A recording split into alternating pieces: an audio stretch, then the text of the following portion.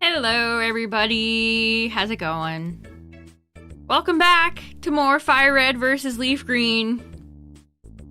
Oh, sigh.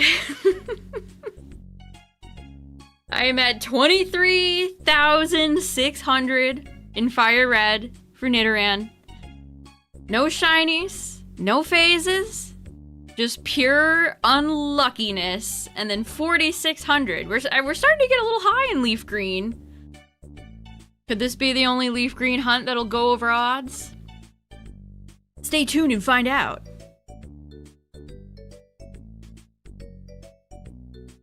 We will switch grass patches though, actually. You know what? We got out without an encounter. Let's go. Okay. What's up, lass? Route 4 is at the foot of Mount Moon. Yes. Yes, indeed. It sure is.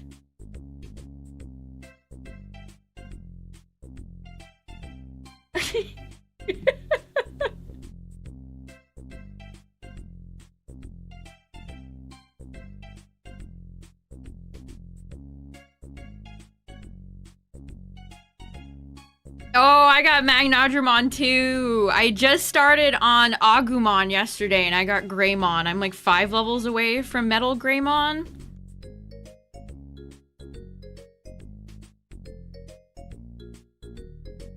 So I have Hercules, Kabuterimon, Imperial Dramon, Phoenixmon. Did I do another one? I'm starting to get so many, I forgot. I was looking through my bookmarks and that popped out, Tyler. I just thought I would send it to you.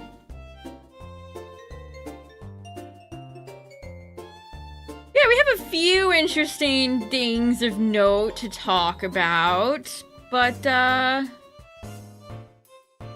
we're just gonna try to get... I just want my freaking shiny. I just want my shiny, dude.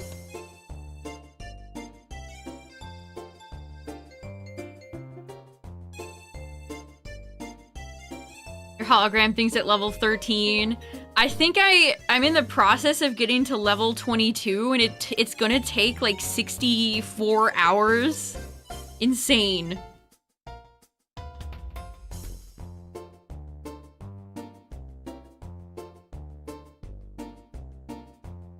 Got a big splotch on my glasses I gotta get off.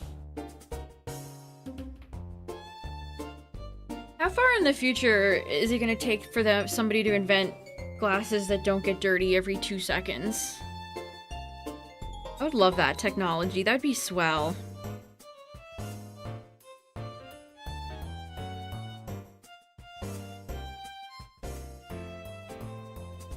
I might actually have up open while I stream. Where's my phone charger? I need to charge my phone anyway. I'm only at 53%. Also, chat, just in case this happens again and I'm unhappy. My computer shut off again earlier before going live tonight, so I hope that doesn't happen again. Windows Event Viewer is such garbage. I'm like, what is causing my computer to do this? And Windows Event Viewer just shrugs at me. It said there was some like Elgato low latency thing. I'm not sure if that's it or not. I surely hope it's not a power supply issue. I've had to replace the power supply on my first PC I built.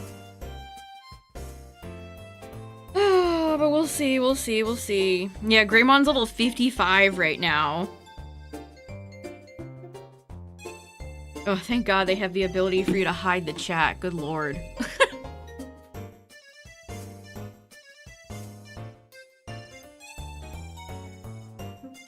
Yeah, my shiny luck in general, chat, has been pretty abysmal lately. Something's gotta give. There's gotta be a change. FireRed, you can be the change that I want to see.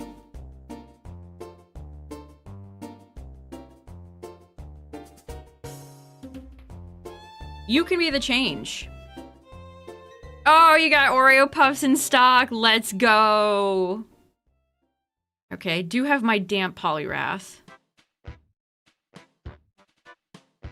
Yeah, the hologram tickets are the best way to level up your Digi.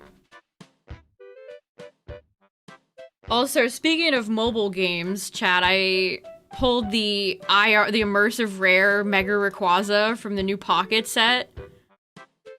You can really tell that they have had a significant loss in budget. You can tell that they've had a significant loss in budget because that was the laziest IR I've ever seen. Okay, I shouldn't have interacted with this electrode. Go away. Thank you. We're just roaming the power plant.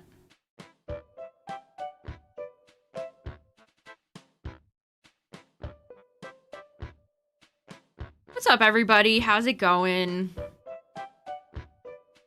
We are once again in the FireRed hasn't given me a shiny in months mines.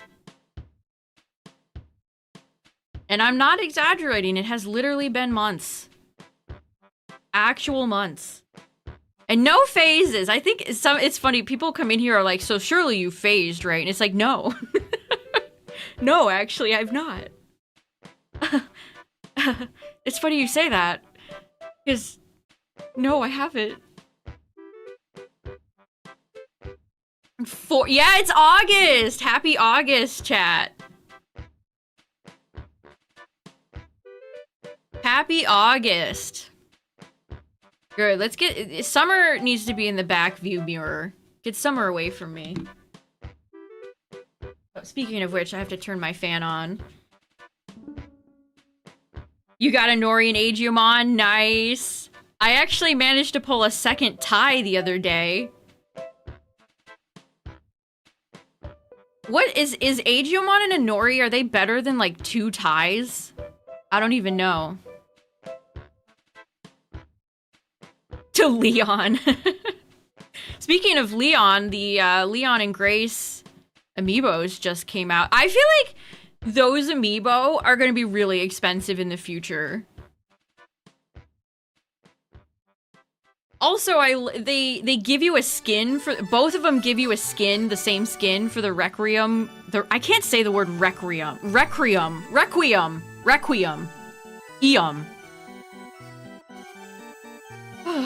They give you a skin for that gun, and it's looks like an Overwatch gamer skin. It's really weird. It's really weird. I'm not sure why that it's colored that way or what the significance of it is, but yeah, if you get the Grace and Leon amiibos, you get a Requiem gun skin.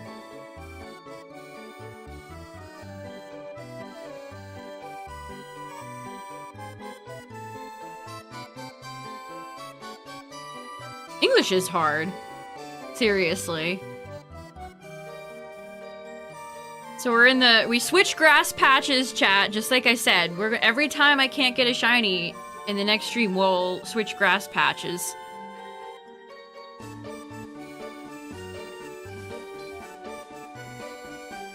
I know, there's so much timers, and it's such a classic, annoying mobile game thing.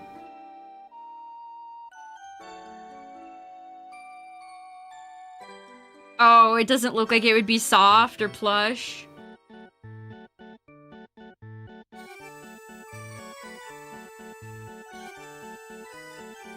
Yeah, I don't know. I have a feeling that the Grace and Leon amiibos are gonna be one of those amiibos in the future that are worth a lot of money. Call it a hunch. An amiibo hunch. How expensive are they? That's insane that we have a Leon S. Kennedy amiibo. Like, that's so funny.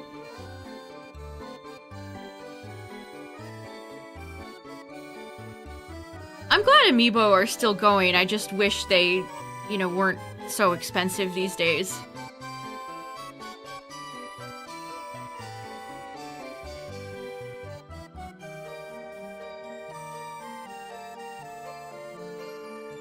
I'm almost at 25k. I mean, I'm almost at triple odds, actually. Hold on, let me math real quick. We're listening to silly little songs for doing your silly little tasks. That's definitely what this feels like, I'll tell you what. Okay, so 24,576 is triple odds. Oh, I should have changed the stream title to that. I didn't even... I'm like ignoring it, chat. I don't want to acknowledge the fact that I'm almost at triple odds. I don't want to think about it. I want to stick my fingers in my ear and go la la la la la la la la la.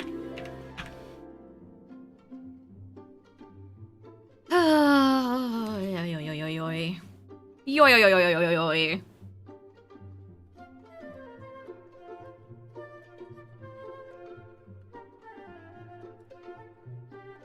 That's how it feels, chat. That's how it feels. Also, I redid the layout for mobile viewers, so hopefully it looks nice on mobile. I think it came out pretty good.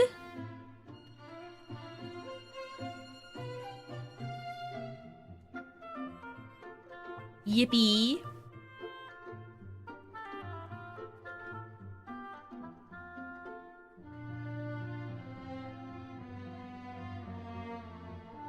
Resident Evil should have been in Super Smash Brothers instead of some of the characters they added. Hey, maybe now. Maybe in the next Smash I could see them adding Leon. I mean, Leon's basically like an action hero star. Although I want Jill. Jill has just been AWOL. Can we bring back Jill? Where has she been? I miss her. And bring Carlos back too while you're at it.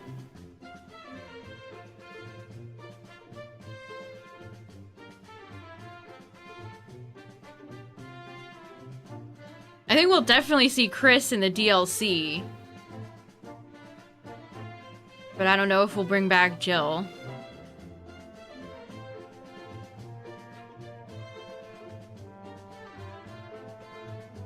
I actually watched a video of, they have a brand new like Resident Evil experience at the Universal like permanent haunted house thing in Vegas. It was actually pretty cute. They have like people in liquor costumes that are like roaming around. They have like Leon, people playing Leon, Ada, Claire. It's cute. What's up, everybody? How's it going? The mobile layout looks good now. Oh, good, good. I'm glad to hear it.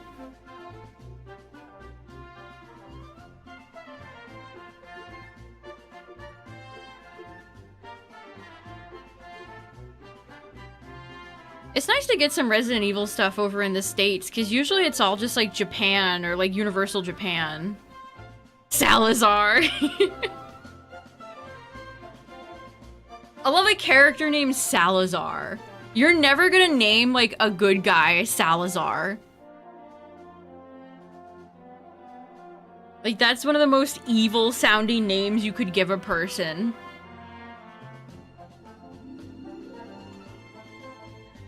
Oh, what's your name?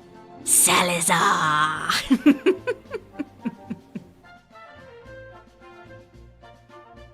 I'm Salazar. Yeah, Salazar Slytherin. I'm Evil McEvil. I'm John Evil. How do you do? The difference between FireRed and LeafGreen, I know. It's depressing. Jafar.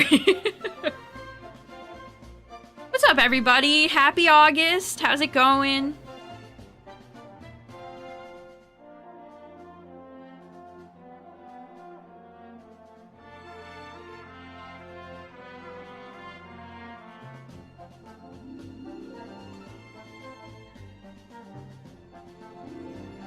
What's up, Dragoon? Thanks for good luck.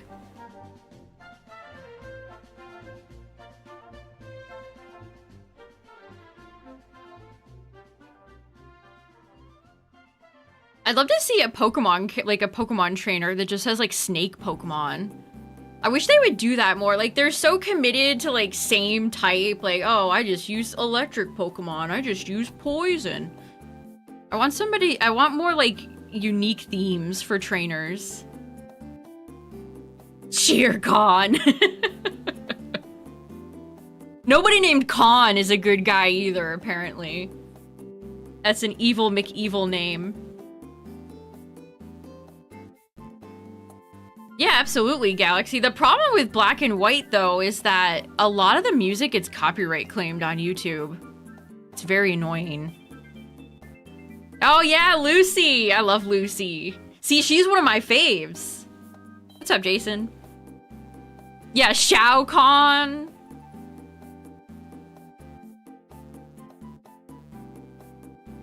Star Trek Con, like they're just all not good dudes.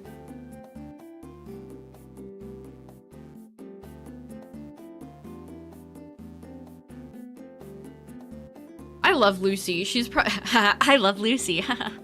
She's probably one of my favorite, maybe like top 10 Pokemon trainer designs. Yeah, Kangaskhan. Mega Kangaskhan. Like, that thing hits like a truck. Yeah, maybe it's FireRed. Maybe you're right. Maybe certain copies of FireRed, Masuda personally put a hex on.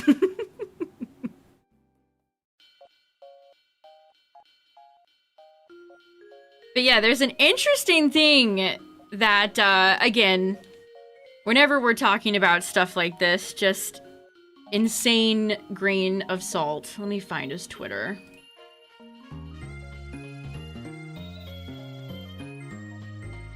So we've talked about this guy every now and then, but I don't know if he has like a true leaker credentials, but get a load of this, chat. Eclipse claims new Pokemon species are less than 150. Do whatever you want with this and trust whoever you love the most. I feel like, yeah, 300's too good to be true, right? This would make a lot more sense to me, personally. I just, it feels like it would make a lot more sense if it was just less than 150. Right. I don't know, though. Ball guy already said 300 new Pokemon. But yeah, take that with what you will. Already selling Halloween candy. That does not surprise me. It's spook season. That's true, Galaxy. I didn't even think about that. That's honestly a really good point. Gen 10 would mirror Gen 1. Because it's the 10th generation.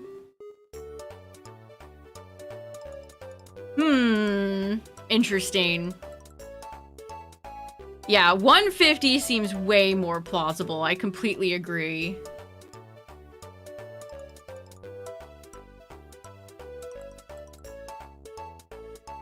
It could have just been a massive list of placeholders. That's kind of, I feel like that's maybe what Ball Guy or whatever leaker source he has saw. Because Pokemon does a lot of placeholder stuff. We've seen this time and time again with many Pokemon games where they just do placeholders. One of my favorite Pokemon placeholders is when we saw the beta version of Sword and Shield and you saw Mega Rayquaza on the cover. My favorite Pokemon in Sword and Shield. But they do that a lot. What's up, Gerald?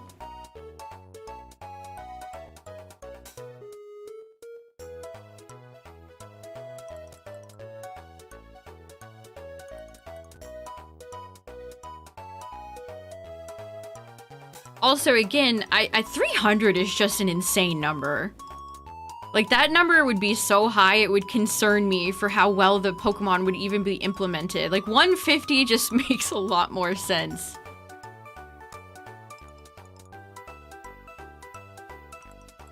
But yeah, so that's the latest in quote-unquote leak question mark.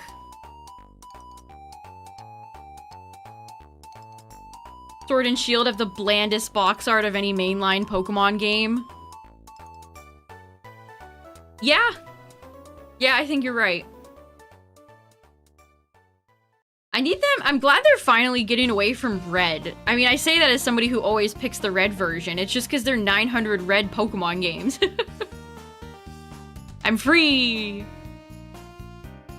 Yeah, the 300 new Pokemon thing is just, it sounds insane. Just genuinely insane.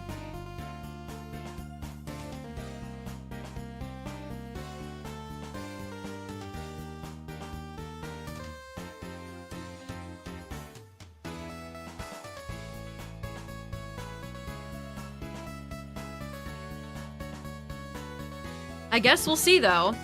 It's officially August, chat, so we have Worlds at the very end of the month. But I don't think we're getting... There's been a bunch of people that like data mine for Masters. And we're like, yeah, there's gonna be a Pokemon Presents at Worlds, but no, I don't think so. I think Ball Guy said no too. His presents take prep work, and he claimed that there's been no prep work of any sort.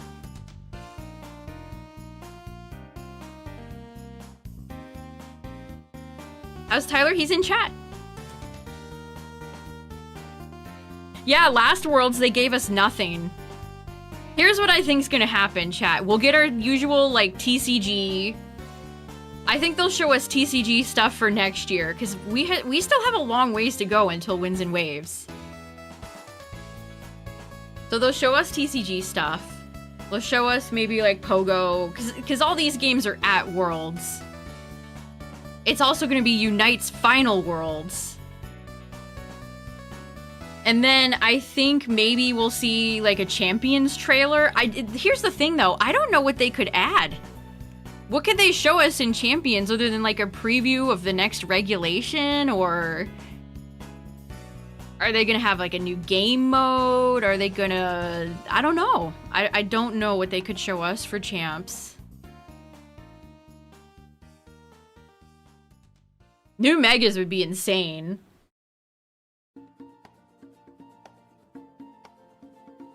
They just put a big a PNG of Garchomp Z and they're like, here's what he's gonna have. No, Mega Rayquaza. Also, speaking of competitive, chat, ZA is doing all water Pokemon right after doing all flying Pokemon. What does it mean? The winds? And then the waves?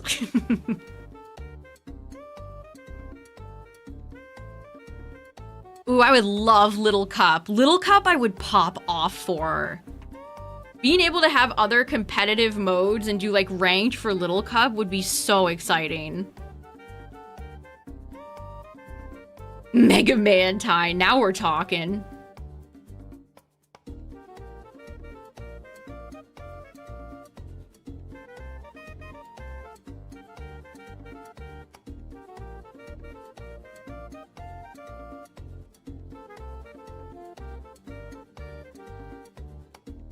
I mean, Garchomp, especially Garchomp, is just such a perfectly built Pokemon.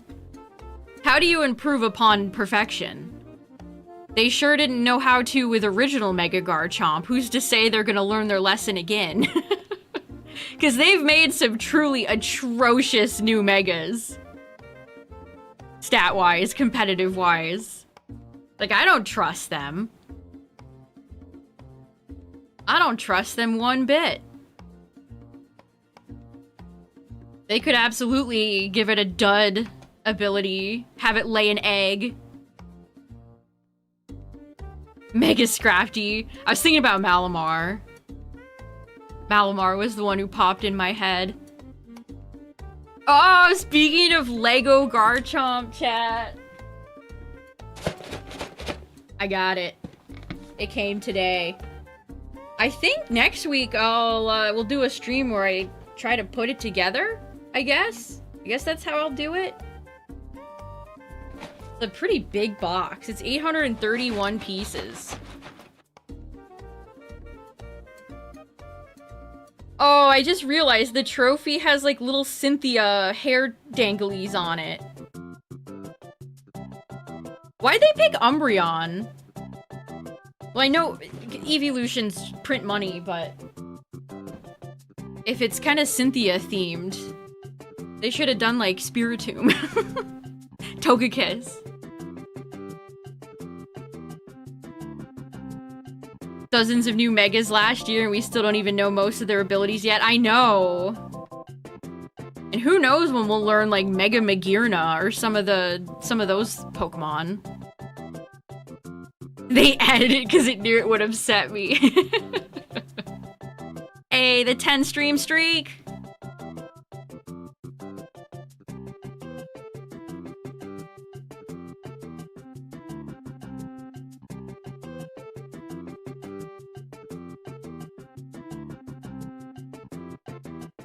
I have to fiddle faddle with that, like, with the smart brick thing.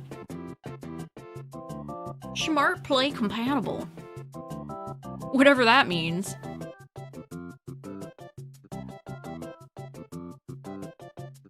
I think Scolipede makes me sad too. Like, they've kind of done a lot of Gen 5 Megas poorly. Oh, I saw that, Gyarados. The fishing contest thing. I hope whoever buys that uploads it online. The idea of some, like, rich guy just buying it and hoarding it is upsetting.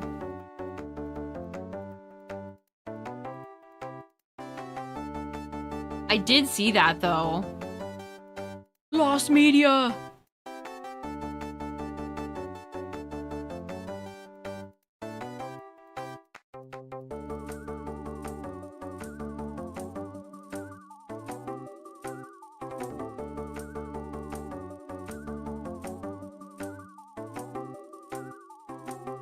The red shiny is camera shy. They don't like fire types. They're anti-Charmeleon.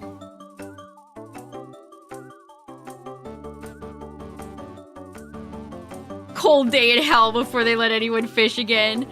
So, I checked out speaking of fishing, I checked out the official Pal World 1.0 launch, and I have some thoughts. First up, they added fishing, and it's genuinely the best thing they added in the full game. It's fun. It gives you your typical, like, Stardew Valley fishing minigame where you have, like, a bar and you have to have the fish in the bar. It's not like they're reinventing the wheel. But it is fun. You have to have bait, and there's different levels of bait. There's also better fishing rods. So I really like the fishing. What's up, everybody? How's it going? Hope you're all doing well. But as for other parts of it, I don't know. Not a lot changed. I was kind of expecting there to be bigger... First of all, one of the worst parts about Pal World is the character creator. The character creator is hot garbage. And it has not been improved at all.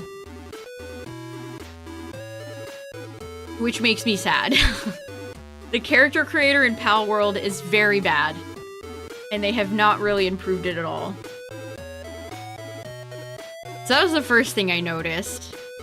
So we started a new file, because that's what they recommend you do.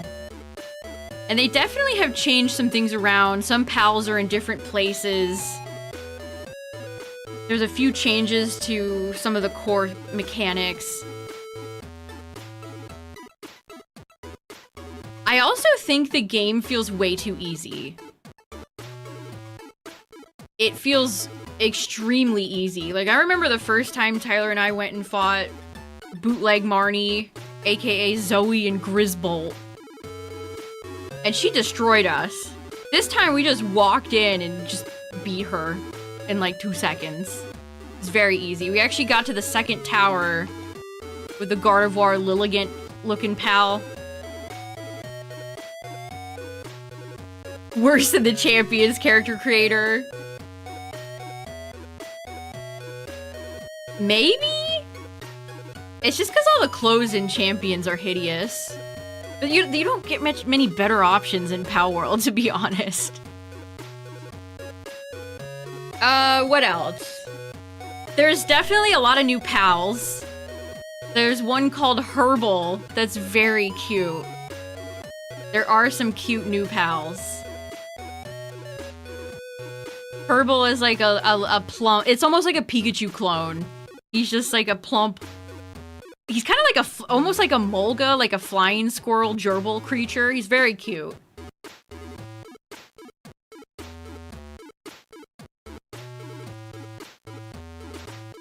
Also, the inventory system is one of those things I was hoping they'd improve on, and I haven't really seen any improvements to it.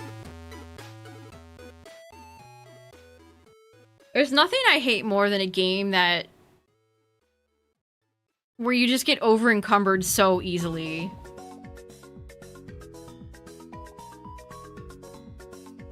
Also, so you get technology points every time you level up, and you can unlock things with your technology points. And the menu's just kind of a mess. They have cosmetic, like, trees and base building stuff in there, and then they have weapons. It all needs to be cleaner, I think. Yeah. Zelda Echoes of Wisdom. Kinda. It blows my mind how many video game companies just cannot get menuing down. It's such an important part of a game. Like, I wouldn't say it ruins the experience, but it's very frustrating. It's frustrating. Also, they've added more NPCs, and there's more quests. However, so far, every quest we've done has been go talk to a guy, go investigate a place, go back and talk to the original guy, and then go and, like, beat a thing. Wash, rinse, repeat. So the quests are just boring.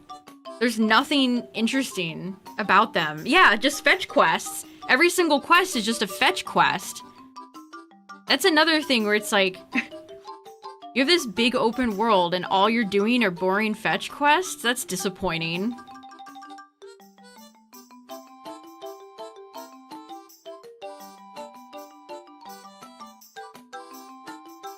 Some of it kind of reminds me a little bit of Scarlet and Violet, where there's just parts of the world that are just very empty. There's nothing going on there. There's no pals or very sparse pals. No NPCs. There's a lot of parts of the world that are just very empty.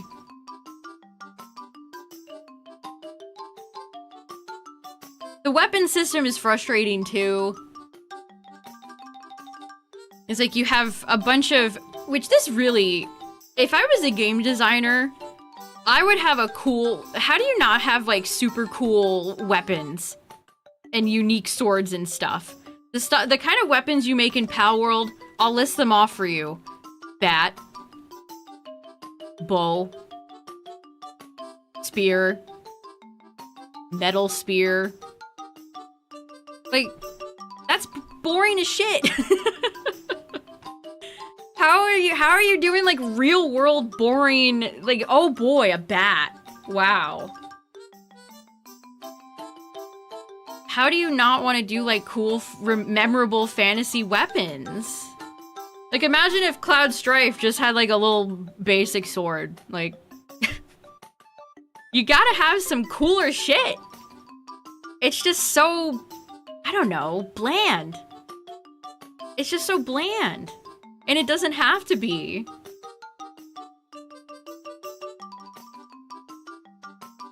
think a lot changed in 1.0, honestly. There's still a lot of frustrations with the game that I had in the beta. I will say the pals have definitely gotten better in the camps. They don't glitch out as much as they used to. In fact, I haven't noticed any pals, like, glitching as bad as they did before. So they've definitely made improvements.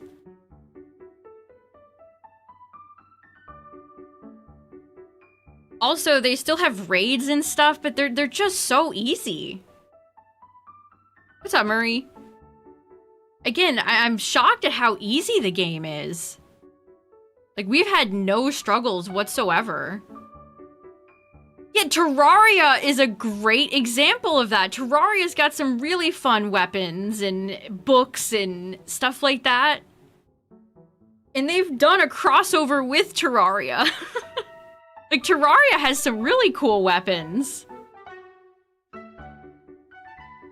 Well, you know what they have now? They have an NPC that waltzes up to your camp and is like, hey, you're about to get raided. Pay me 1,000 coins and I can negotiate and make it stop.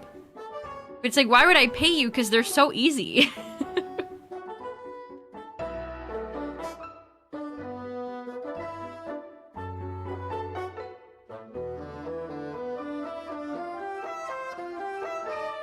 One thing I've also noticed about Pal World that I think is kind of interesting, every time you catch a pal, there's like a Pokedex that gives you a little description about each pal.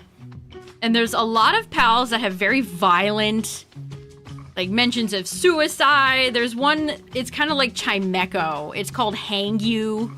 I'm sure you could fill in the blanks for that one. But Hang You even mentions, like, ripping flesh off. But Pal World is not a very edgy game at all. It's just, there's a lot of mentions of, like, that type of stuff in the dex entries, but it's not reflected in the world at all. I'm not saying I need, like, blood, guts, and gore, but it's trying to come off edgier than it is.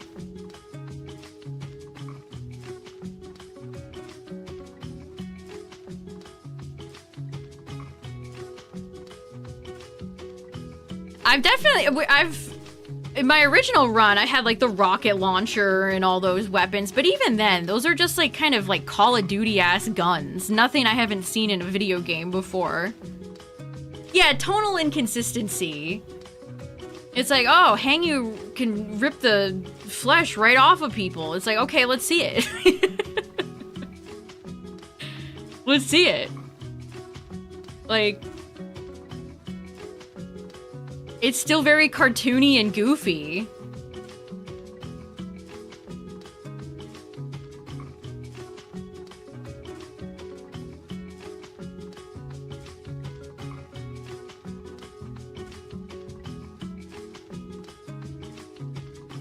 It's also the overall character designs in Pal World are funny because they just don't fit.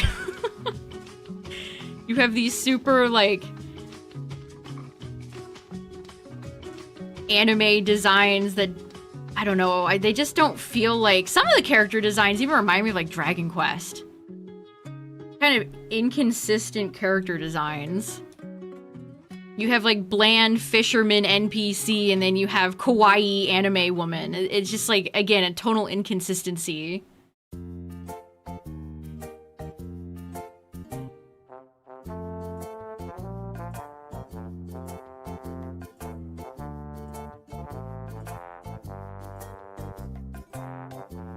But I'll keep playing. Again, we've only beaten 2 towers so far. We beat Marnie and Gardevoir Lilligant woman. What's her name? Lily?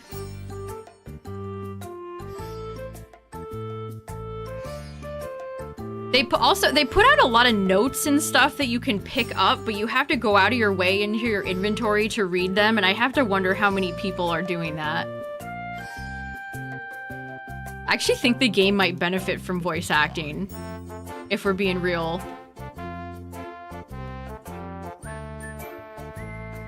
Best psychic Pokemon for a Gen 3 playthrough? I mean, Grumpig's cool.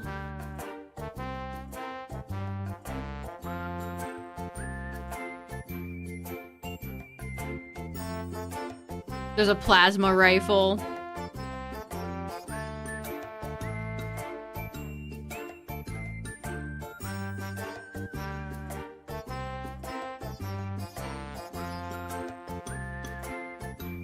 You've already played it before, but in a better game. I get that. Again, if you've never played Pal World, it does not play like a Pokemon game. Character design's clearly inspired by it, but besides that, it plays more like Ark. It has a lot of base building and, you know, your Minecraft elements. Very Breath of the Wild, too. I always chuckle when you get to the top of the towers. They kind of do like a sweeping shot of the open world. It's so Breath of the Wild. It's kind of incredible how influential Breath of the Wild was. Hello. Hi, hello there.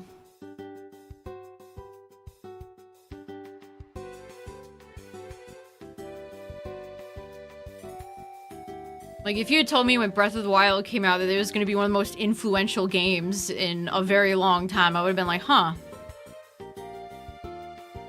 Wow. Yeah, it does, again, it does not play like a Pokemon game. It has a lot of similarities with a lot of Pokemon systems. Like, you can level your pals with Pal Souls. And stuff like that. You can level up, like, HP and things like that. There's definitely some similarities with how Pokemon systems work, but the core gameplay is nothing alike. I'm interested in seeing some of the legendaries. We've not encountered any of the legendaries yet, which, are they called legendaries? I've just been saying legendaries because I saw Twitter call them legendaries. Are they really called legendaries? Super special, awesome guys. Boink is great. I agree.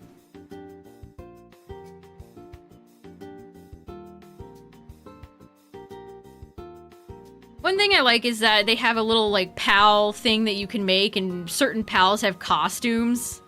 Like, I have the cute frog. His name is, like, Pajaro or something like that.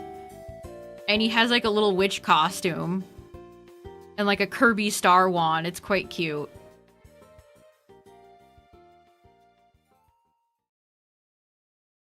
Yeah, shinies. I've gotten 2 luckies. I got a lucky, like, the first hour I played the game. Jolt Hog, and then I got a Herbal lucky.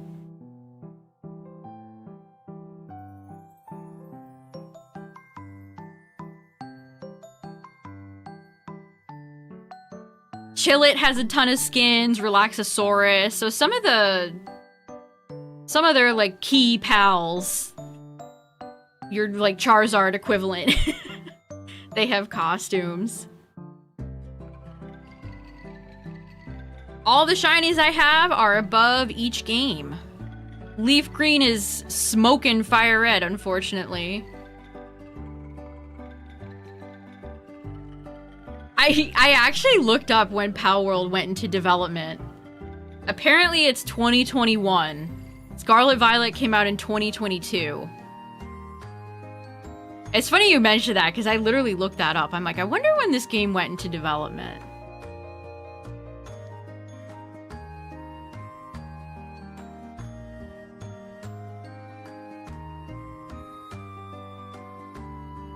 I think the Pal World card game just launched. I've already seen cards going for insane prices, because that's just the world we live in now, unfortunately.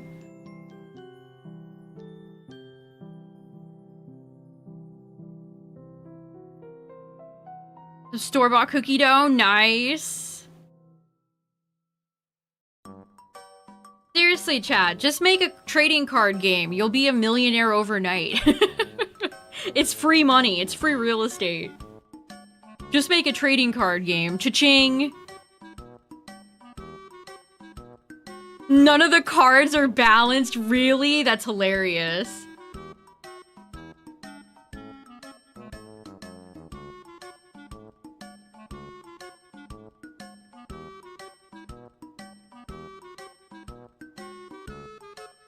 Weapons like the flamethrower get weak over time. Yes, they do. For me, like, in my original run, the most annoying thing was getting ammo. I hated getting ammo for all the guns. It was such a chore, and then it takes up like 1,000,000 slots in your inventory. Also, Palworld has a lot of schematics. You pick up schematics from chests and stuff that you can make at the table. I wish the schematics were not inventory items. They're so annoying.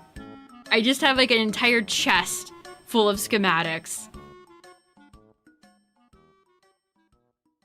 Like, why can't they just be...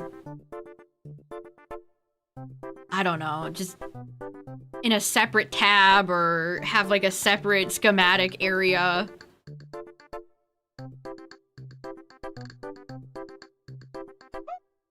A dream shiny? I mean, my dream is for FireRed to give me any shiny at this point. Misspellings everywhere and the card quality is meh. Oh, that's disappointing, honestly. That's genuinely disappointing.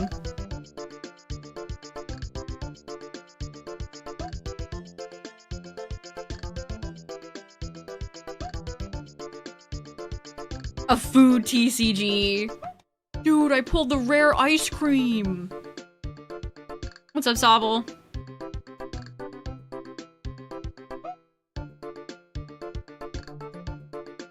Leaving the treasure behind. That's another thing, too.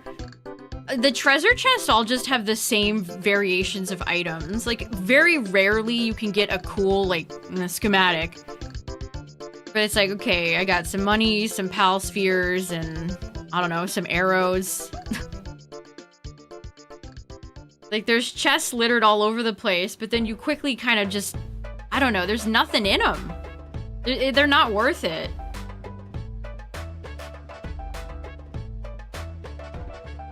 Catch the shiny Quaxley, nice.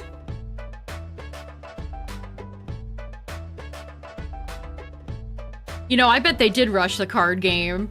They saw Pokemon's card game numbers and had $signs in their eyes.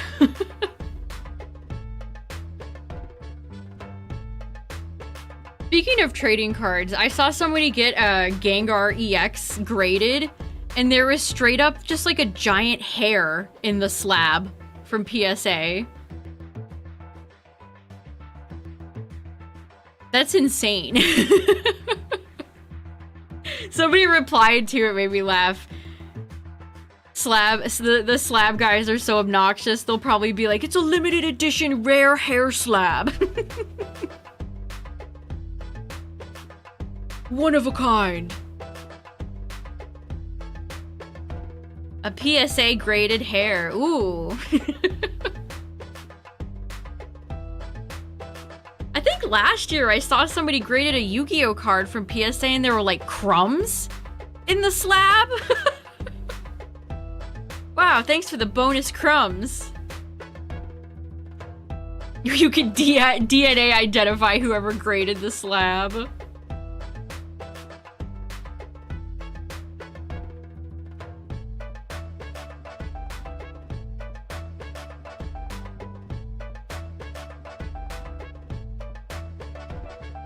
Would you like to buy my PSA graded hair for an extra $5,000?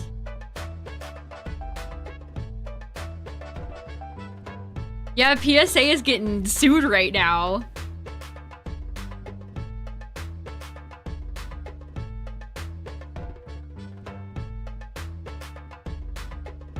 I mean, with how much money some of those slabs go, I feel like maybe somebody should...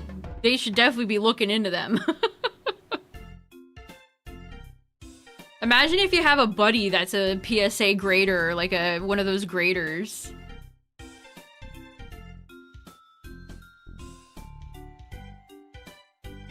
Hey dude, I just submitted a Charizard. Give it a PSA 10, thanks. Kisses.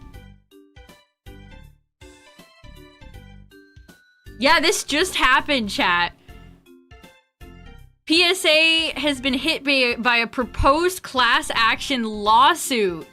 Accuses the trading card giant, grading giant, of fraud, misleading marketing, and inconsistent grading prices. This was on July 30th when this happened. Crazy. I mean, actually, I don't think it is crazy. Again, it doesn't surprise me. Eric, thank you for the membership. I appreciate it. Post some hypers. Thank you so much. Thank you for the support.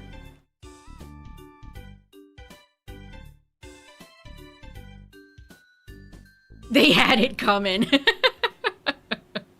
You get what you deserve.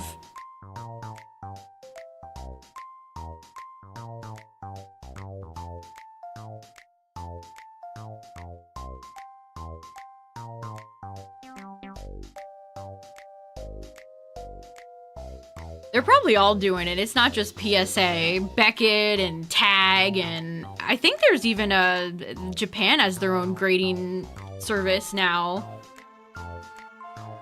It's gotta be so... Again, trading cards just print money. Just start a TCG, you're gonna be an insta-millionaire.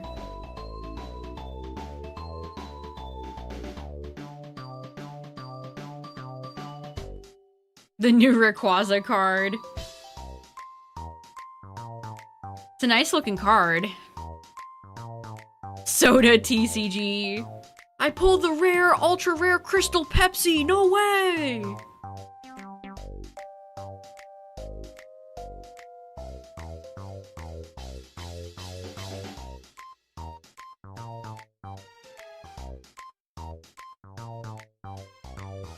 The market is fraudulent. They're worth less in the lab. You'd think.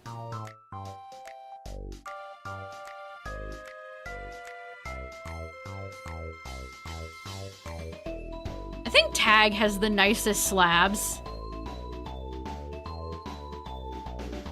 I mean, I wouldn't know. I don't have one, but from what I've seen online, they have the nicest looking, the cleanest looking slabs. But some people specifically just want PSA slabs because they're the biggest ones, so... I don't know, I'm glad... I'm glad that's nothing I worry about. I mean, it contributes overall to how poorly TCGs... Well, they're not doing poorly. Quite the opposite. How unfun it has all become, I guess, is how I'll say it.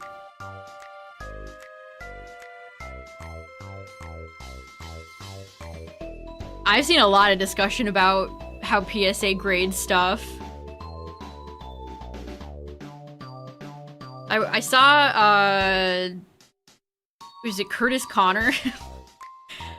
Random Insta post where he had like a bunch of legendary collection cards he sent in, and he got like a 6, an 8.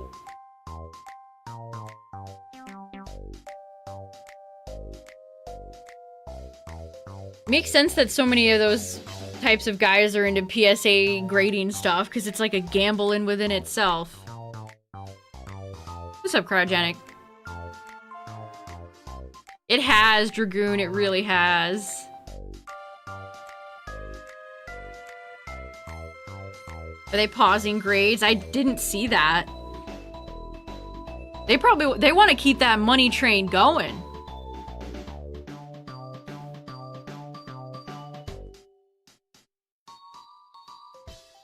Modder for PS Vita. Piracy went on a rampage. Oh no.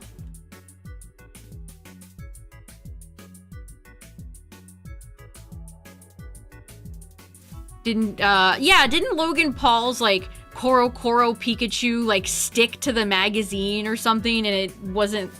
Not a PSA 10. Didn't I see something like that, like, a day or two ago? Good. Good. I wish the card crumpled away into dust in his hands. Oh, yeah, they close submissions because they're just so busy.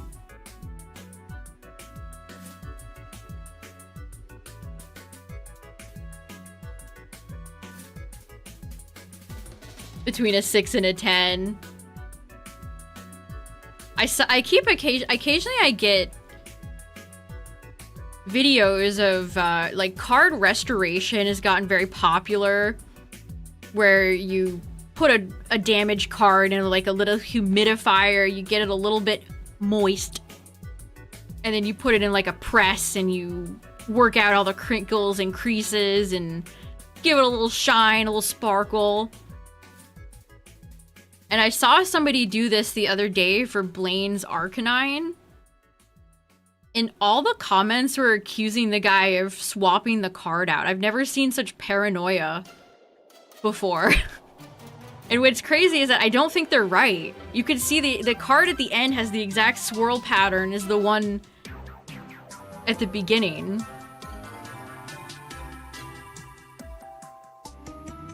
Hey, speaking of Terraria.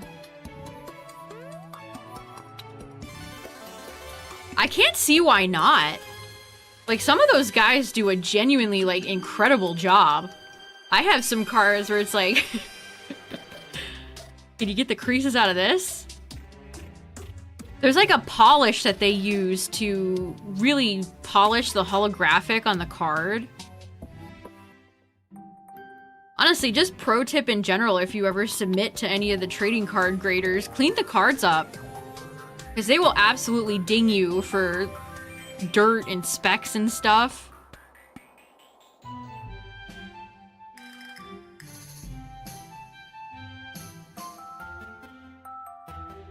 There's always a lot of comments that are like, PSA will say this is altered and reject it. Which, I don't know, maybe that's true. But how would they know? I mean, if PSA is sloppy enough to leave hair in somebody's graded slab, what do they care? Yeah, I'd like to clean up some of my old cards too. I have a hilariously damaged Suicune from the Neo era that it's got me thinking, like, could I actually get some of the creases out of this thing? From my understanding, you get the card moist enough to work at to, like, flatten the glue and fix all the creases.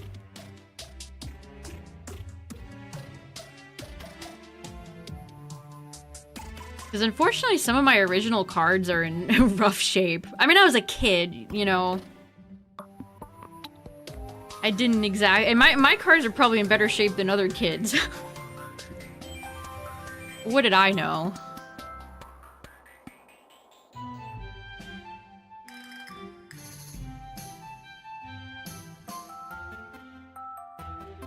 Because you played the game. Like, I have a bunch of base set Charizards, none shadowless, of course, but they'd still probably fetch a nice price if they weren't probably like PSA 6, if I had to guess. 5, maybe.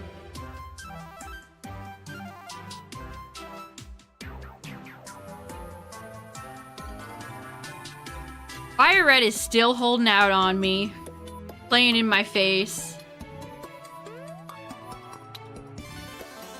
Ooh, a Registeel Gold Star. Cool. I so wish I had more of that, like, Gen 3 era Gold Star cards. Those are so nice. I'm really disappointed that the anniversary TCG set this year doesn't reprint any of the old cards. Like, they did that for the last anniversary set with Umbreon, Gold Star Umbreon.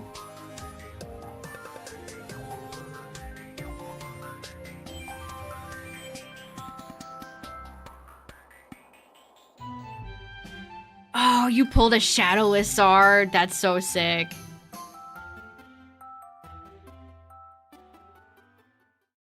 Yeah, I mean, like I said, if you ever do submit anything to get graded, chat, try to clean it up a little bit if you can.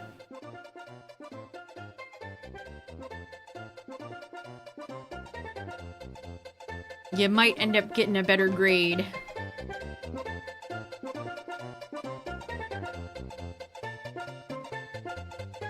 I think the PSA lawsuit is over, like, one of the cards in question was cut. They, like, chopped off a little bit of the card and they still gave it, like, a good grade.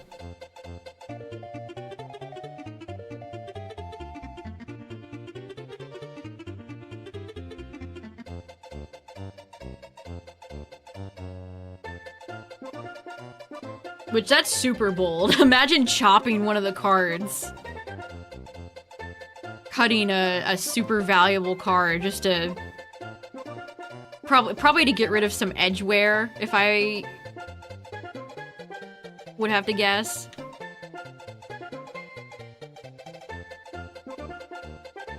Are there 2 lawsuits? Everybody's suing him, I guess.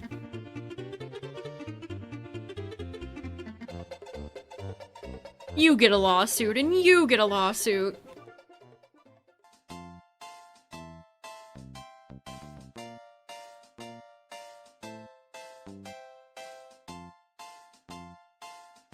A second lawsuit hit PSA.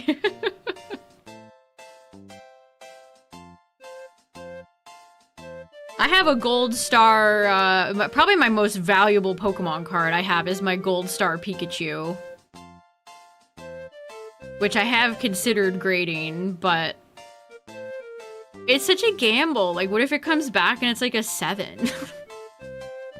Like, when you're getting lower grades like that, sometimes you could sell it fresh. Well, not fresh, but naked. Just raw. And you'll get more money than if it was like a PSA 6.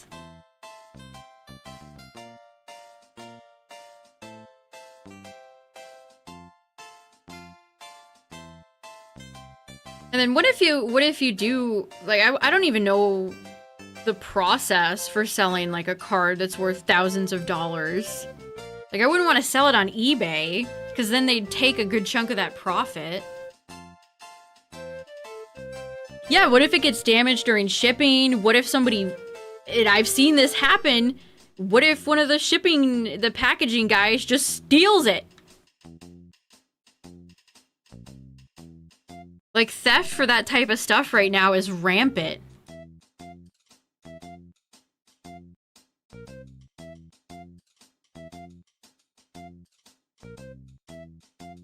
Oh, a promotional Mew. I love the Japanese Korokoro Mew promo card. It wasn't that expensive long ago, and now it's really expensive. I have so many regrets. Speaking of regrets, Twitch chat, ads are about to play in a second. Heads up, ad warning.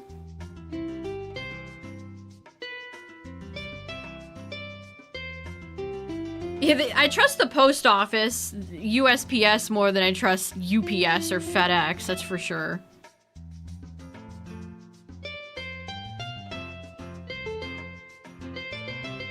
Sometimes they're cheaper than raw. Yeah, exactly. And at least you know what type of card you're gonna get.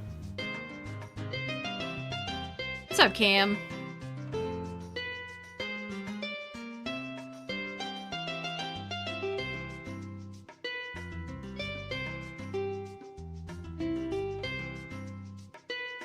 So much hubbubaloo over some trading cards. It's crazy.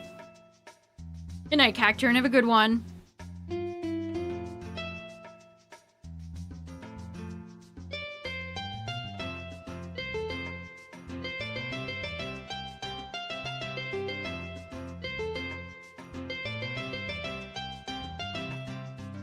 Yeah, Amazon delivery drivers are usually pretty good.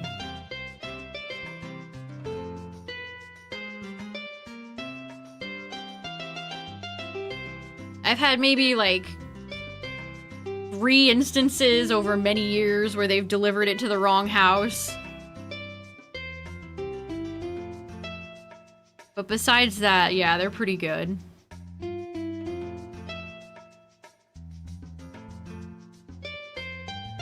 Oh, the Slowbro from Pitch Black, nice. Oh, the 3 Egyptian God cards. Those are such cool cards.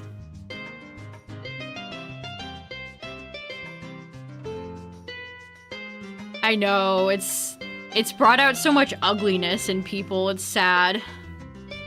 What's up, Mimikyu? War Greymon. I still haven't pulled that MF. Actually, I think I'm gonna get my guaranteed deluxe pull tonight.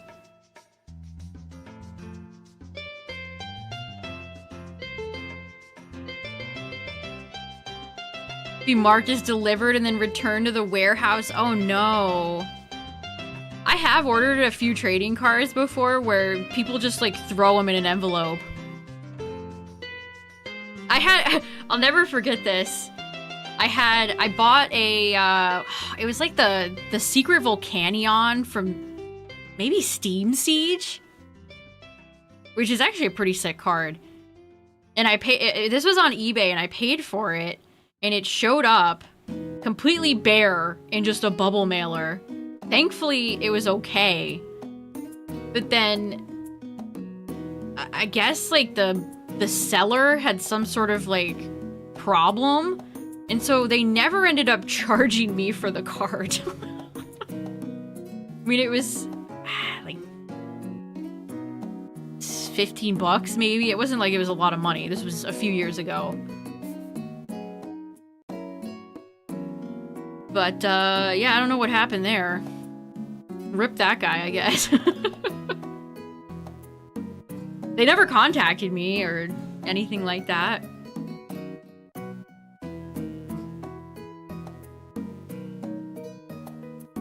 It's so easy to whenever I ship cards or send cards to anybody, I just pull out a recycled top loader from my stash. I put it in a penny sleeve. I put a little tab on it so you can pull the card out of the top loader, and that's that. Privacy envelopes are good too. If you ever ship cards, chat, I recommend getting a good privacy envelope. And then I tape it.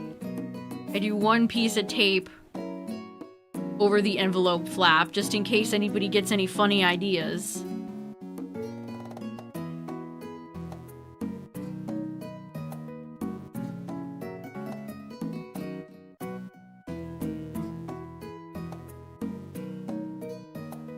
Pre-opened packs. People absolutely weigh TCG products. It's probably impossible to buy any old school Pokemon packs that haven't been weighed. Think about that. Like, even if you had the money to buy a fossil pack or jungle, whatever, they've absolutely been weighed. Even if the seller claims that they haven't been weighed, they are lying. They're liar McLiersons who lie.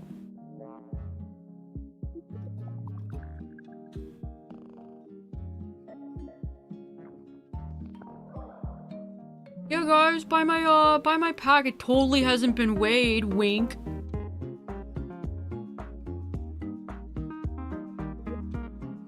Which, that's such a shame. Like, at least with Yu-Gi-Oh, they occasionally do, like, reruns of Legend of Blue Eyes, Spell Ruler, blah, blah, blah, Metal Raiders, so I can experience that nostalgia of opening packs that I opened when I was a kid. But Pokemon, you just can't do that! You have to have a 6-7 figure salary if you want to afford some of those original Pokemon products. It's such a bummer.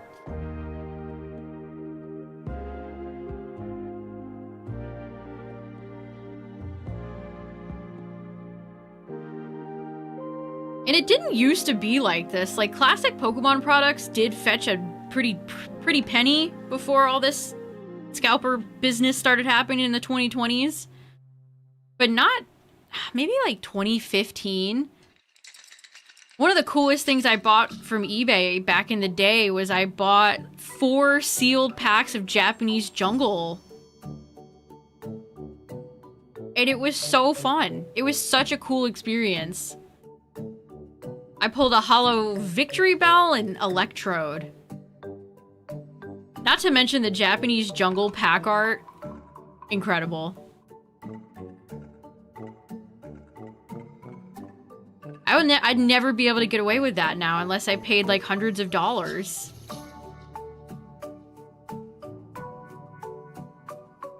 I actually used to enjoy buying Japanese packs. I bought a few during Gen 4 and 5 era. I got a few, it was like the Giratina and Shaman set. So this was probably around Platinum era. Now, if you want to buy Japanese Pokemon cards, you need like a government ID. You need to submit your social security number, your blood type, give them a facial scan.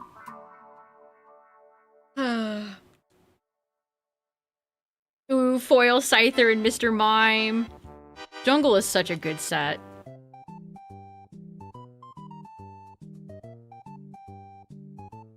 Smuggling a bunch of PS5s. That's hilarious in hindsight.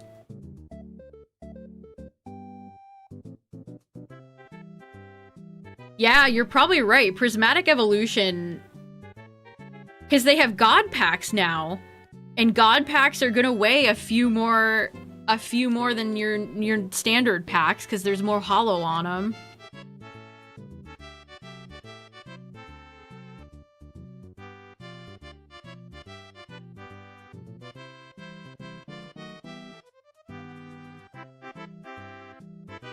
It's just caused so many people to be so dishonest. Again, it's bringing out such ugliness. It's a shame.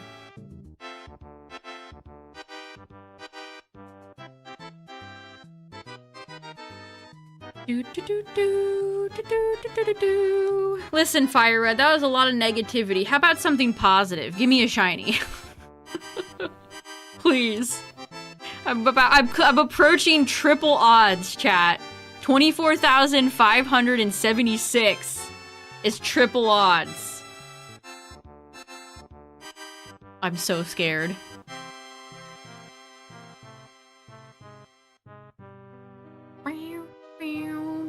Oh, I love dancing Mario RPG Mario. Look at him go. He's such a little chicken nugget in that game.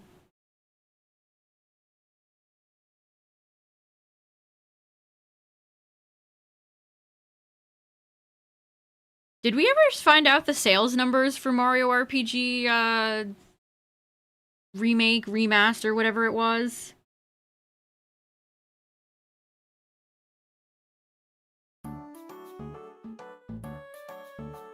Yeah, Pokemon cards are gonna be the currency in the future. Oh, you wanna buy groceries? That'll be 5 Gengars, please.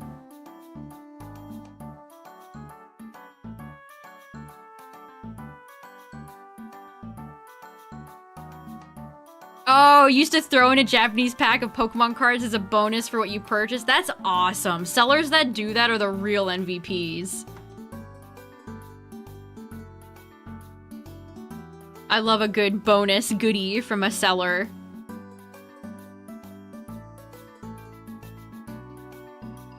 I paid 2 swine-ups for this hot dog.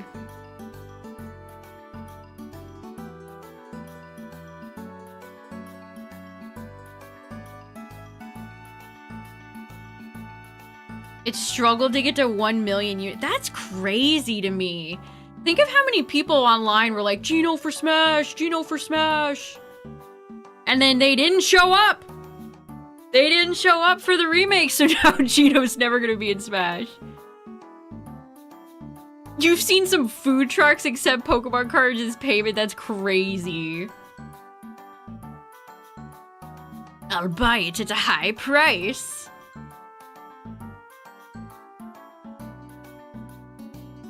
Yeah, Geno gets to be a Mii Fighter costume. That was always the funniest part of all the Smash trailers. The part when we finally get to the Mii Fighter costume reveals, so everybody could be really sad. I'll never forget the rage that happened when Waluigi was a Mii Fighter costume. People were so pissed.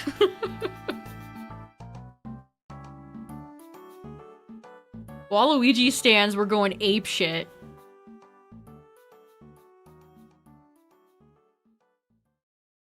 Yeah, they're fun. The Mii Fighter costumes are fun.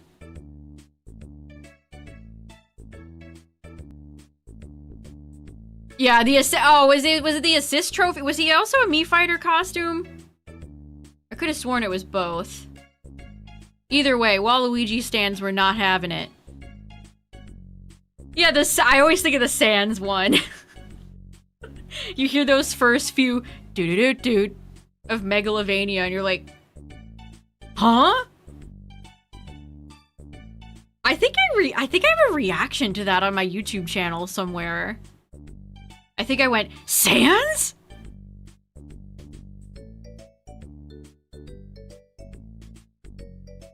Shantae fans are delusional. Sorry, not sorry. The character is not nearly notable or good enough to be in Smash. Sorry, not sorry.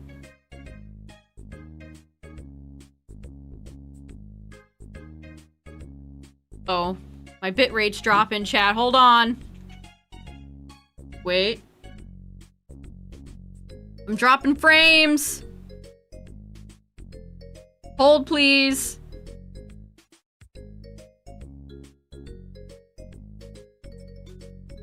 Okay, it's yellow. Don't shit out on me. Okay, it's coming back. Okay, we're back. Whee!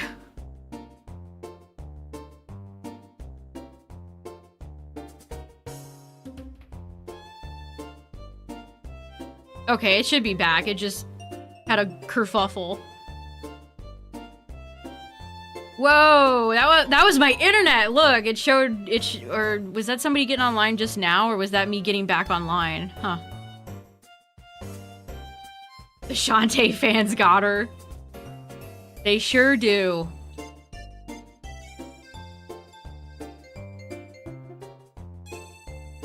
Yeah, Tyler. So my PC has been just completely shutting off on occasion, chat. Windows Event Viewer is such garbage. I go in there and I'm like, wow, you should tell me why my computer just shut off. And it's like, I got no idea. I don't know. You tell me. It's the last error I had before, it actually happened before I went live tonight. It was like Elgato service error disconnection. So I don't know if that was it. I really hope it's not my PSU. I had to replace my power supply on my original PC I built in 2016 and it sucked. It sucked. Replacing your power supply sucks. So I hope it's not that.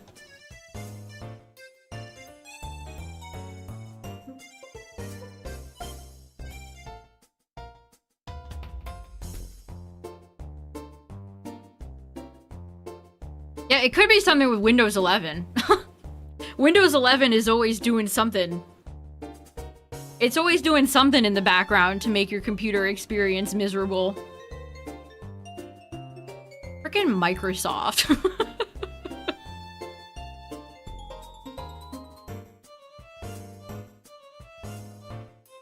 Yeah, published by Capcom, that's true. Remember when Shovel Knight got amiibo? That was crazy.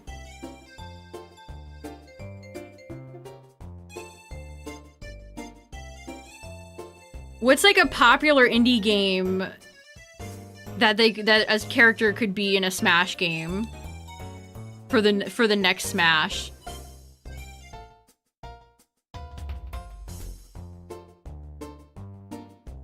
Yeah, Team Plasma's fun. I like Team Plasma. Oh, Hollow Knight. Pizza Tower. Pizza time. Yeah, Shovel Knight. Yeah, I agree. It just kind of was an amiibo. Mina. Did Mina the Hollower sell well? People were talking about it when it first came out, but I haven't really seen much discussion of it since.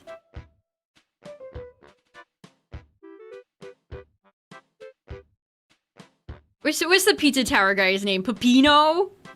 I'd love to see Peppino. Yes, Getsus is not a nice guy. Is Twitch down? No, refresh if it's bugging out. Oh, you're looking for $80+ card? That sucks.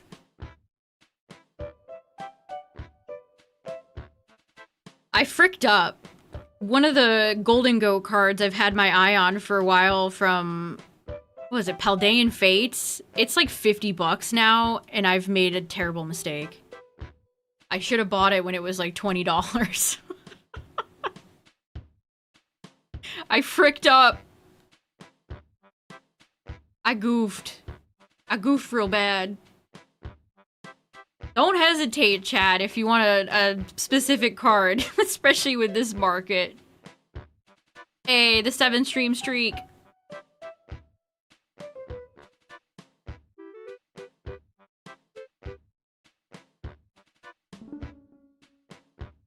It's quite unfortunate, actually.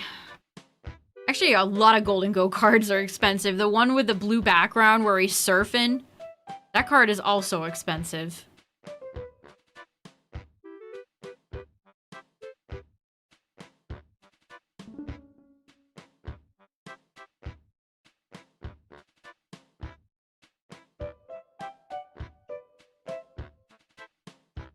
Yeah, maybe for the next Smash game, they'll have, like, Susie or Chris Mii Fighter skins, Ralsei.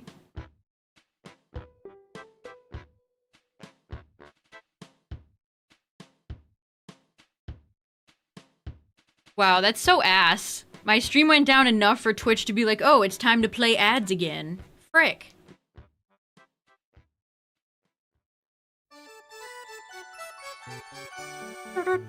I love this clown circus music. That's how it feels to shiny hunt and FireRed right now. It's appropriate. Cheaper to just buy it, doesn't have a good pull rate. That is the case for so many cards. You're a smart shopper if you buy singles. At the same time, it just... it doesn't hit, though. Like, pulling the card yourself feels so much more exciting, but the gamble is just... it's... unless you're super duper lucky. Welcome back. Hey, Mr. Salty Eye Cream. Thank you for the 79 months. That's a lot of months.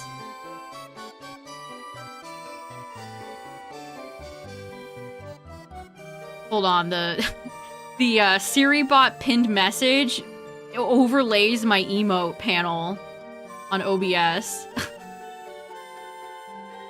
I can't get Booper. Oh, you got Edge. Wow, you have almost every Magic Final Fantasy card. That's probably gonna be a collection worth a lot of money someday, if not already.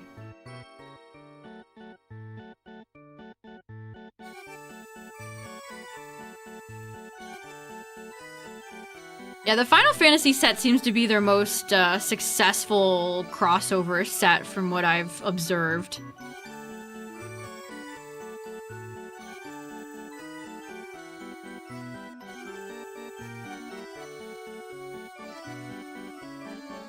Okay, there we go. Booper has returned. 1, 2, 3, 4, 5. I wish I could fit 79 boopers. Thank you for the 79 months! Moi moi.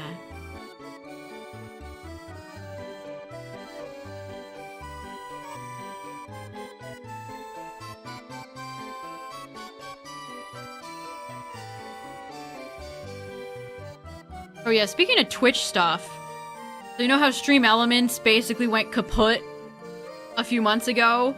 Well, guess what? They got bought by Razer. I mean, I guess we'll see how that turns out.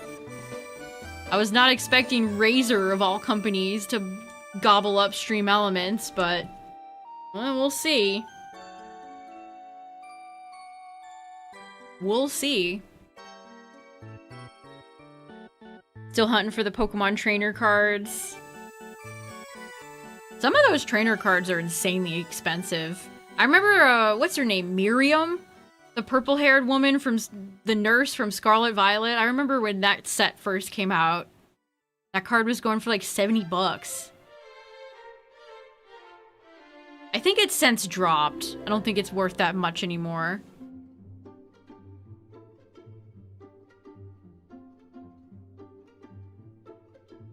Better than Microsoft, true.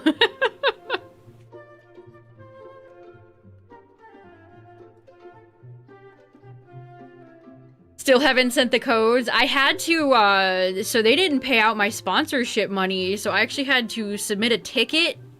And then a week or two after I did, they finally paid me. Thank God.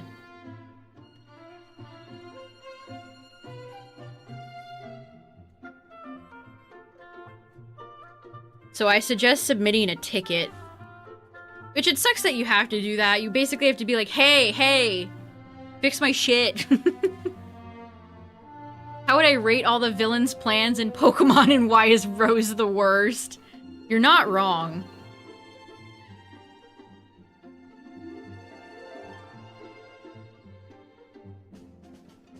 I mean, Giovanni's just like your classic mob boss. He's great. I have a fondness for Aqua and Magma. This Team Galactic and Cyrus, not my favorite. Cyrus reminds me a lot of Lysander, actually. He's just out there saying shit. Yeah, no kidding. Thank God it wasn't Microsoft. They've bought and ruined enough things.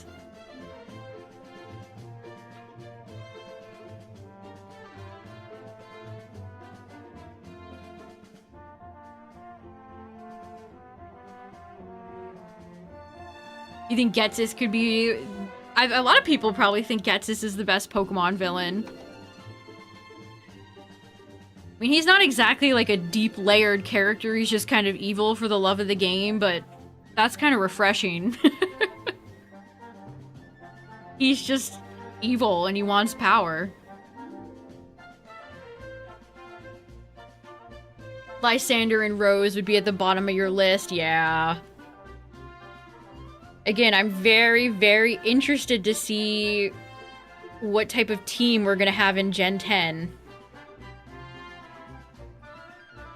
Because for the past several generations, it doesn't even seem like they're interested in doing an evil team.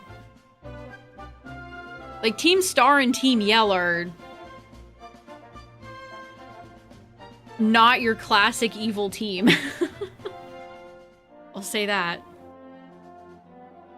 I know, how could they do that to id? That's crazy. Yeah, not every villain needs justification. The theater kids.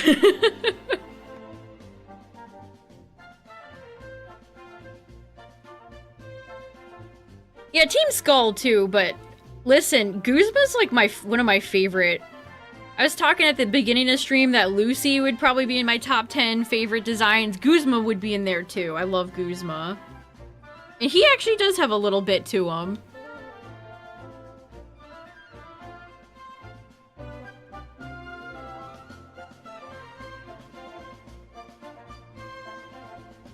Also, the reveal that they're working under Lucamine, I think, is genuinely kind of cool.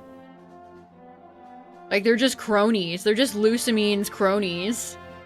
Goons. Flunkies. Podcasters. That would be too real.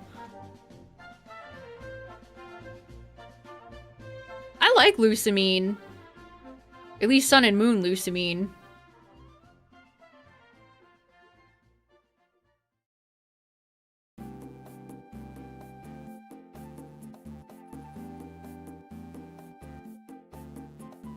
I wonder if Nintendo would ever do a Magic set.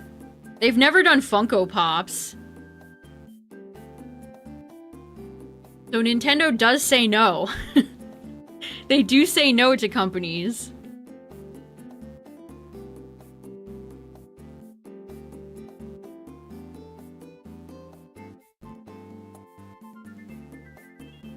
Yeah, Team Yell.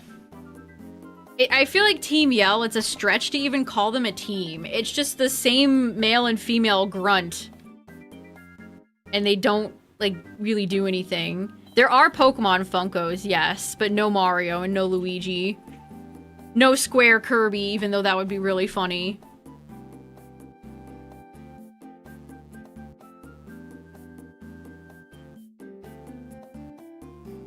Yeah, Lusamine is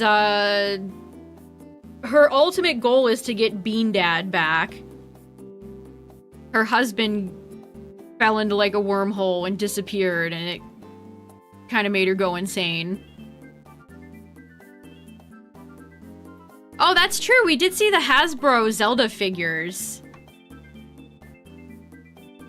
Honestly, I think Nintendo's gearing up for a big Zelda dump of stuff for the movie. Think of how many figures and stuff they made for the Mario movie. Like, I still see the Mario movie merchandise every time I go to, like, Target or Walmart.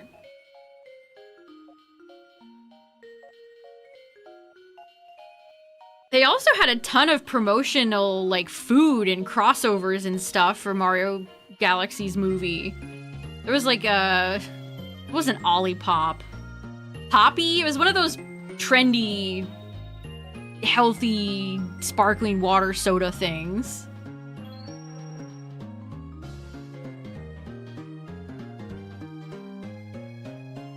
They definitely spent a lot of money on marketing.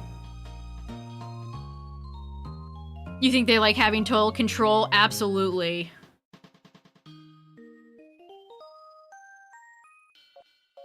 I can only imagine how many notes Nintendo sends back if you send a design for approval.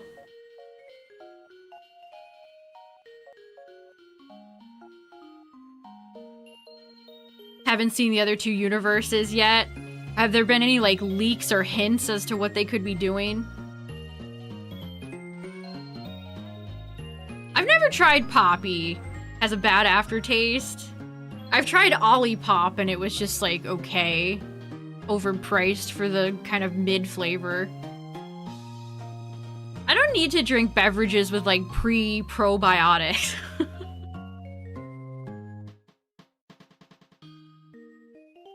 Wow, they're doing a K-pop Demon Hunters set? K-pop Demon Hunters has their own trading card game. That's surprising. Kind of seems like they'd cannibalize themselves. Also, how many young girls care about Magic the Gathering? I kind of question that one.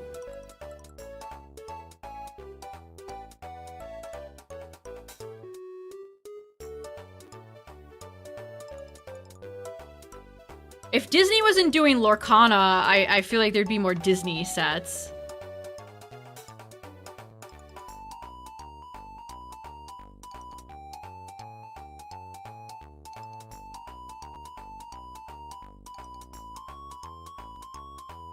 Just a quick sale.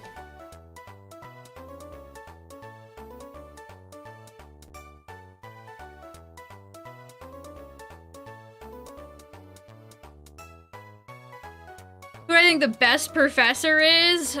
Would you call me basic if I said Professor Oak? I think a lot of Pokemon professors are really forgettable, honestly. Like, how many people's favorite professor is, like, Rowan?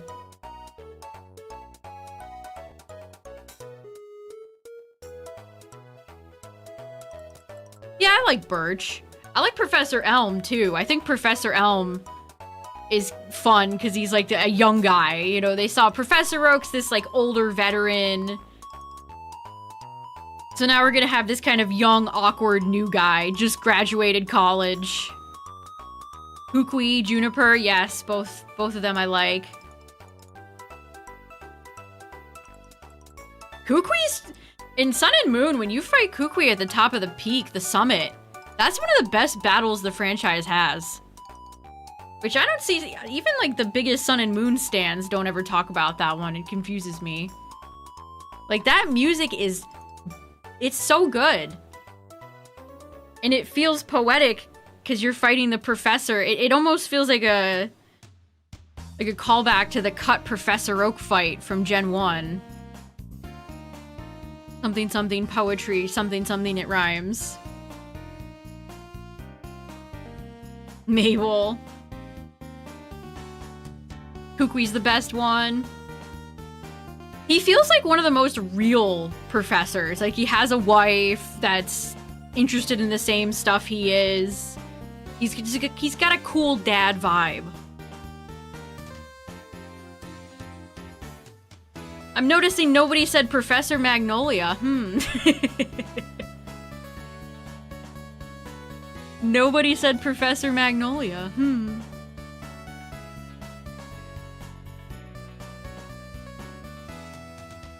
Sycamore. I wish they had done more with Sycamore and Lysander's relationship. He should have very much known that Lysander was gonna be evil. To the point where it's like, I think the authorities should have investigated you, Sycamore. You probably knew something. I know Lysander said something that was a red flag to you at one point.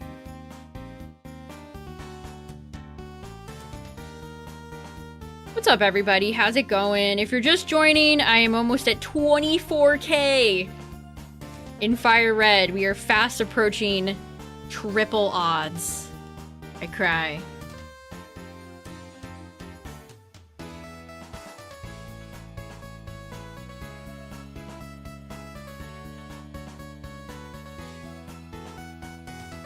Is Magnolia related to Sonia? I genuinely don't even remember. She's just off in that one, like, little house. You talk to her once and then never again.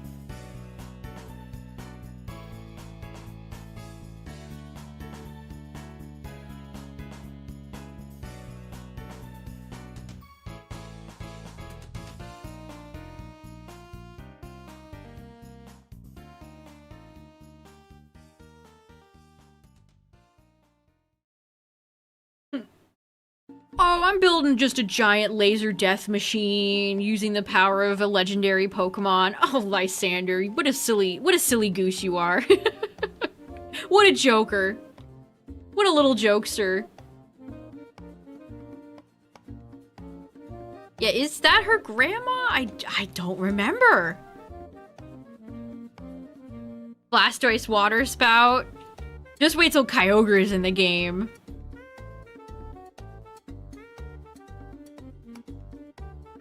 Oh, Malva. I wish Malva was in ZA so bad, chat.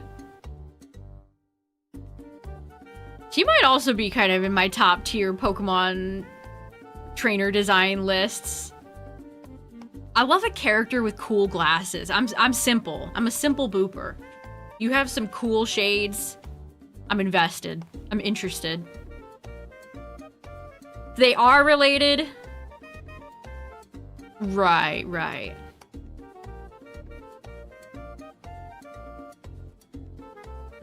Professor Ivy. That would be Brock's answer.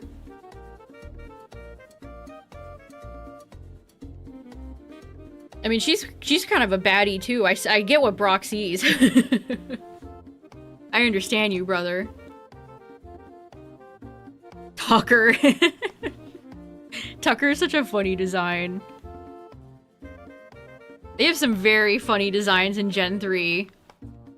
Again, if you ever replay Oraz, chat, just take a look at Wallace. And look at where his pants line is. That man is not wearing undergarments. Wallace is letting his freak flag fly. It's different in Hoenn. They don't call it Hoenn for a reason.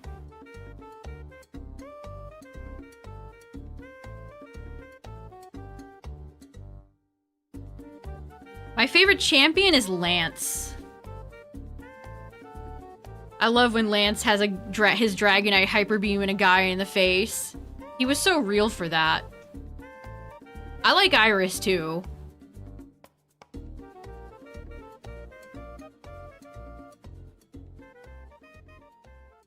I like when you get to work with the champion, like battle with them. Steven's a great one too.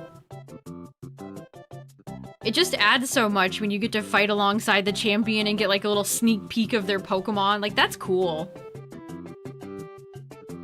Yeah, what other dragon types was he supposed to have in Gen 1?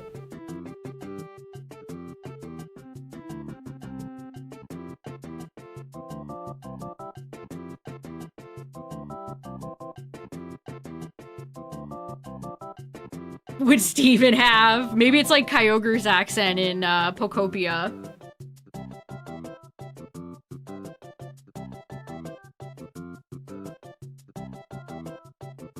Yeah, how many times do you interact with Leon? I'm due for a Pokemon Sword playthrough this year, chat. It's coming.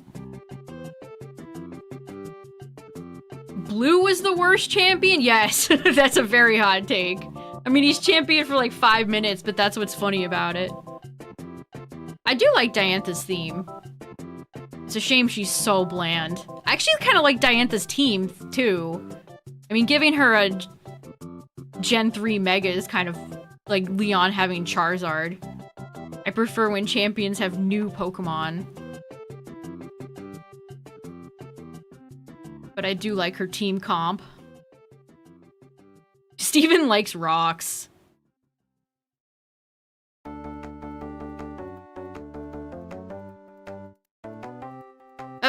Poor Gita. They set her up, chat. They set her up. Well, let's put a Go-Go and Avalugg on her team and have Glamora come out last. Okay.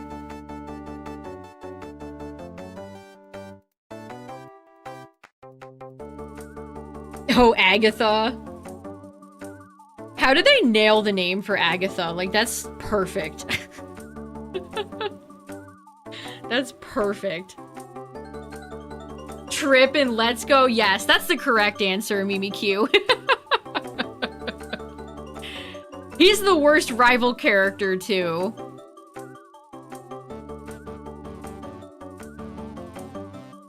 Trace, Trip, whatever his name is.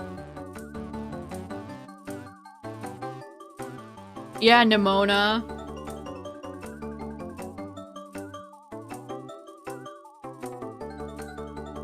Seriously, what were they thinking with that Let's Go rival character? Oh boy. Most sauceless character design this franchise has ever had. See, we've been talking about some of my favorite designed Pokemon human characters, but the opposite end would definitely be that character.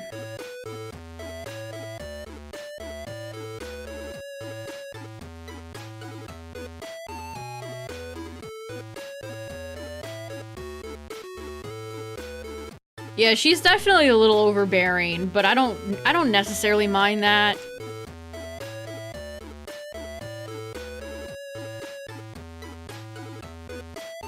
I think I was just happy to have a character with more personality than any of the rivals in Sword and Shield. The Agatha Oak love story. See, that's just like one-off dialogue that's so memorable. What'd she call him? Old Duff? Old Goat? That's the goat!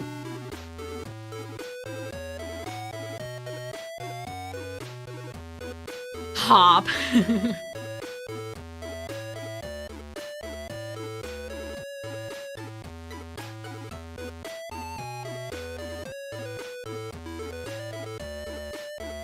Yeah, I love Karen. Even if people obnoxiously quote her for evil, I do love Karen. Yuxie? Yuxie! Uxie, Yuxie. That's a good roll.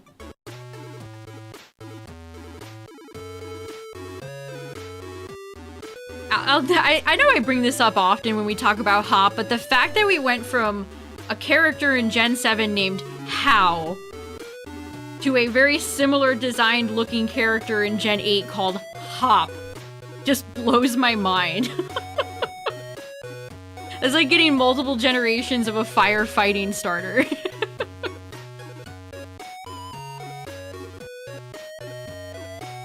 Like, are they trying to confuse people?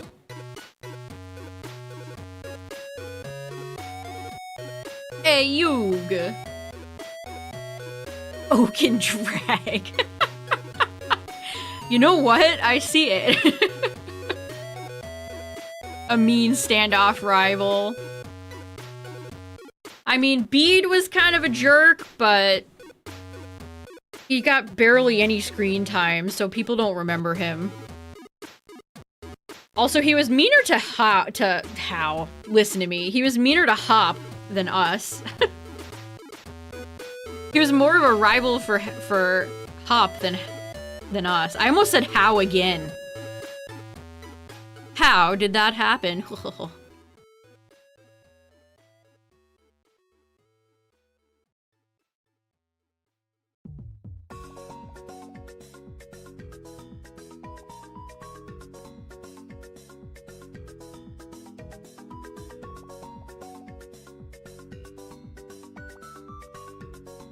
I'd love to see a rival character that's just totally different than anything we've ever gotten. Like, what about an older character that's just starting their Pokemon journey or something like that?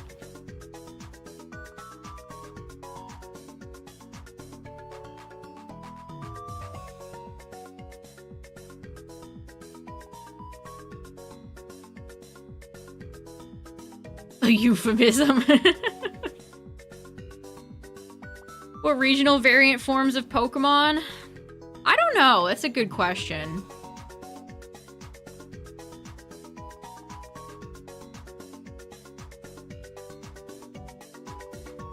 A rival Pokemon? I would love to have a Pokemon be an actual character. I feel like the only time that's really happened was Calyrex.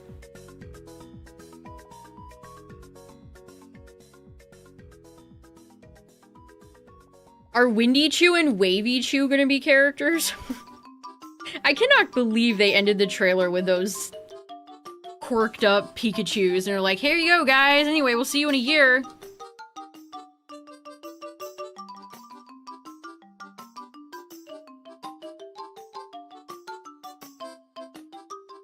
Mimi the Esper? Is Mimi a character? I guess, she has a name.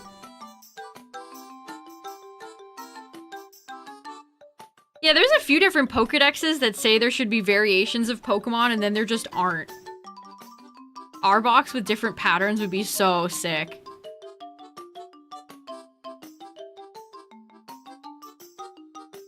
Oh yeah, I guess Peony is kind of like that. I like Peony, he was fun. He's so much more interesting and fun than his brother, Chairman Rose. Hard to believe they're even related.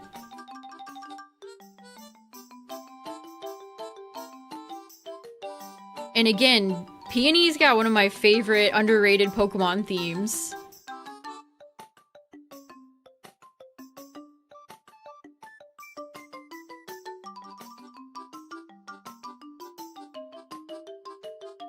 Yeah, the blue-eyed Pikachu! I remember what you're talking about.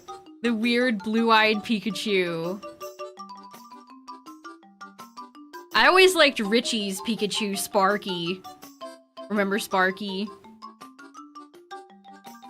They should have kept Richie as a... He was just like a fun little Ash rival that would pop up every now and then. Puka.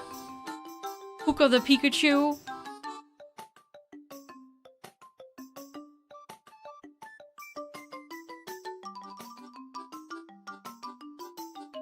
I liked his Charmeleon too, Zippo.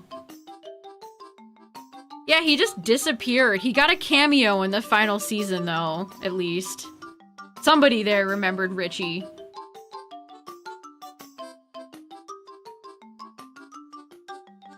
There were a lot of characters during the Gen 2 era that I really liked, like Casey too, the Electabuzz baseball girl.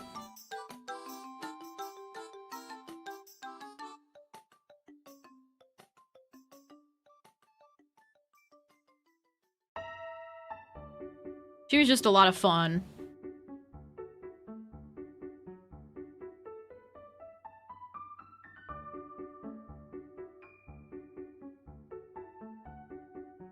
It'd be neat to see them actually have like Pokemon baseball sports teams in universe. Like in the games. We get a bunch of sports players and stuff in Gen 5. But I want to see some like named teams.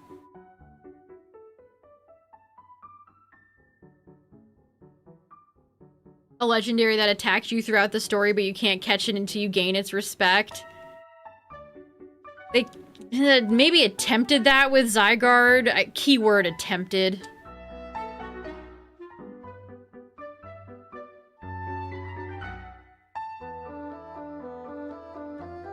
Gosh, they should have done so much more with Zygarde and ZA.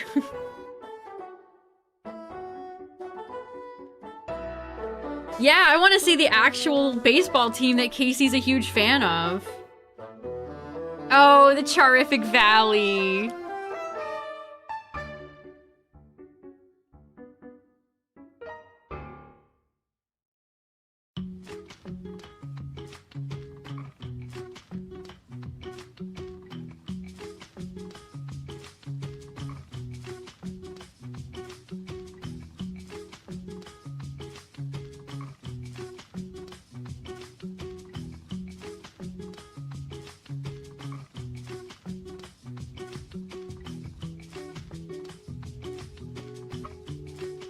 Oh, you started Digimon up?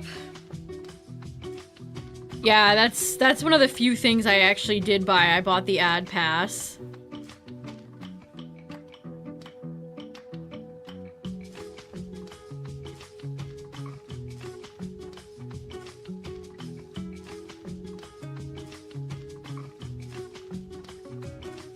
Speaking of Digimon up, my Greymon is still level 55. Oh, I've been idle for 5 hours. I can claim all my rewards. There, now he'll get to Metal Greymon.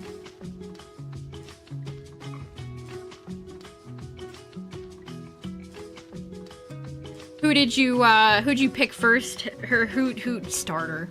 They're not starters. Who did you start with, Hatman? Oh, you got Lilymon, nice.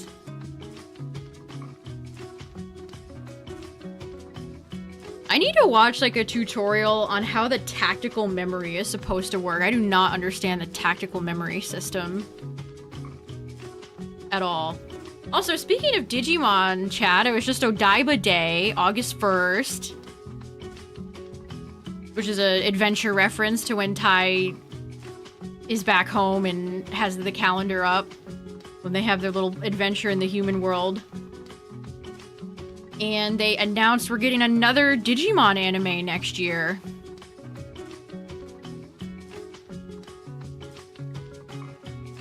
So the brand is prospering. Patamon, good choice. Tokomon is so cute. I love Tokomon.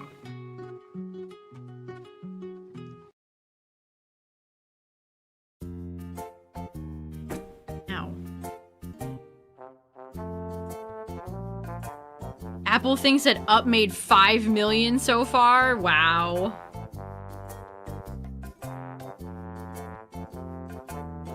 Chikuamon. I mean, it's neat that Armadillomon is slash Angemon is the Mega, but really sad they never gave him his own dedicated Mega. Honestly, I don't think there is a wrong choice with any of the Digimon in Up right now. They're all good.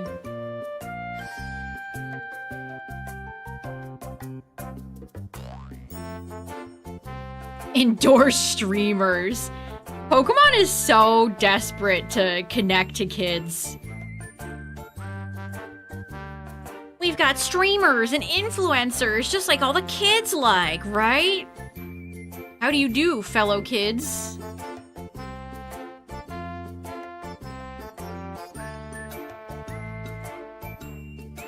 Give you some luck? I can't give what I don't have. But I'll wish you good luck anyway.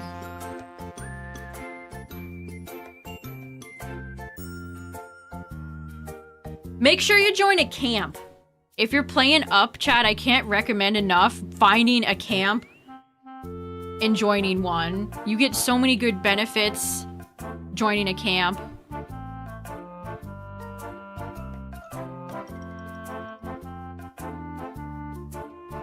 Affordable product. Oh, if the games are 80 bucks. Ugh. Hey, nothing's wrong with a little lemonade. Some refreshing summer lemonade. That goes hard.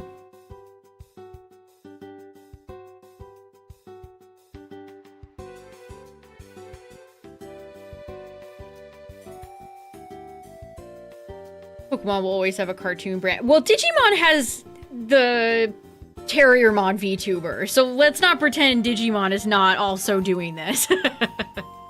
Let's not pretend. Listen. Does Yu-Gi-Oh have a VTuber character? They all have one.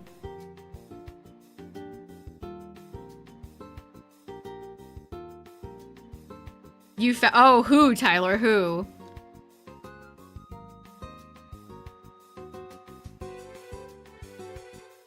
Oh my god, it's La Jin. Lampmon. That's just straight up La Jin. The mystical genie of the lamp. He's even green, just like La Jin. That's one of Kaiba's coolest original monsters, by the way. 1800 vanilla beater back then? Whew.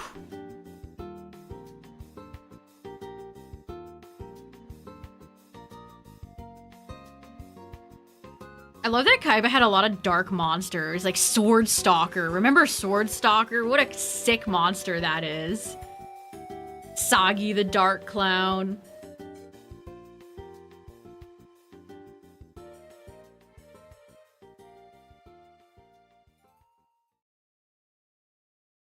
The clown that Kaiba has in the first the original Yu-Gi-Oh movie, what was it, Pettin? Pettin the Dark Clown? That thing is scary. Joey has Time Wizard. I played the Time Wizard. Age up my baby dragon.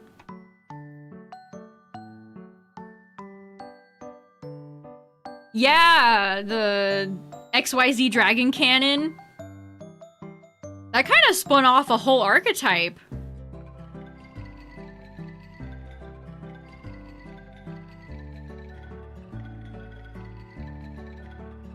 Yes, it was a gift from Yugi. I wish Dark Sage wasn't such buns. Using the Time Wizard on Dark Magician that aged him into a cool wizard and he has that bad effect. Disrespectful.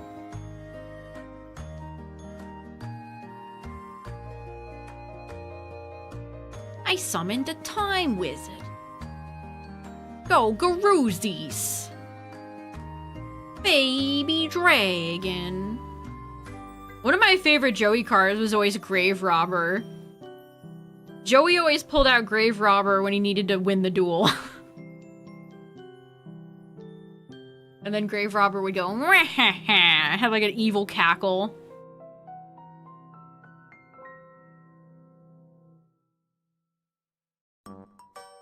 Copycat's a fun one, too.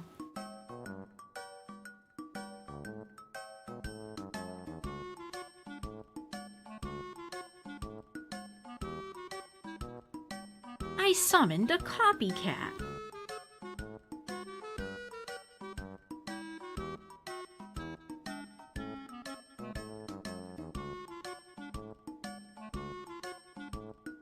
Actually, Chad, there was this, like, Yu-Gi-Oh! Thing going on Twitter the other day. Where it was, like, your favorite monster. Here's my list, if anyone's curious.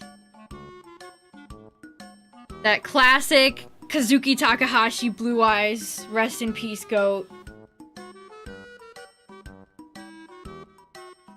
Got a little Yugi Boomer to it, but also some new stuff on here. I really do love Kieran. I've talked about Kieran on stream before. Shout out to Boo10. Little piggy. Little piggy boy. Got my Melfies on here. Yatagarasu.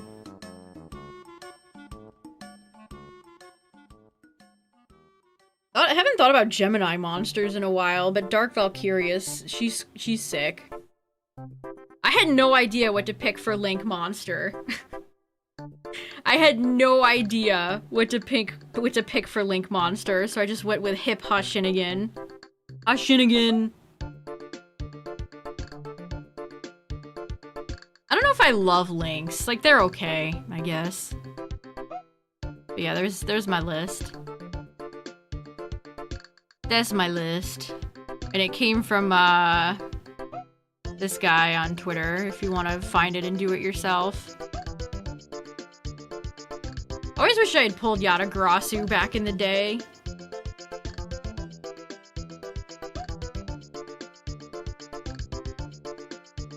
Normal monsters the hardest. There's so many good normal monsters. Yeah, I really love Zera. I like Banded Keith too. Like, Banded Keith has some sick monsters. Barrel Dragon I could put in consideration for effect monster. That's a fun duel when Merrick takes control of Bandit Keith and forces him to duel Yugi. He also pulls out Machine King, which is another one of my favorite.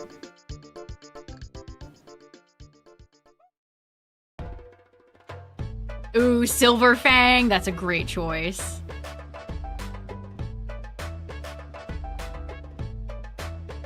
Red Eye support is dead. Well, there's a set coming out in October called Beyond the Brave, but the Red Eye support is kind of bad. Poor Joey. Oh, Thousand Eyes Restrict, a classic. Pegasus has some cool monsters too. Oh, you got an absent-minded shiny Psyduck? That reminds me, chat. We didn't even talk about the fact that they announced another Outbreak event. We didn't even talk about it.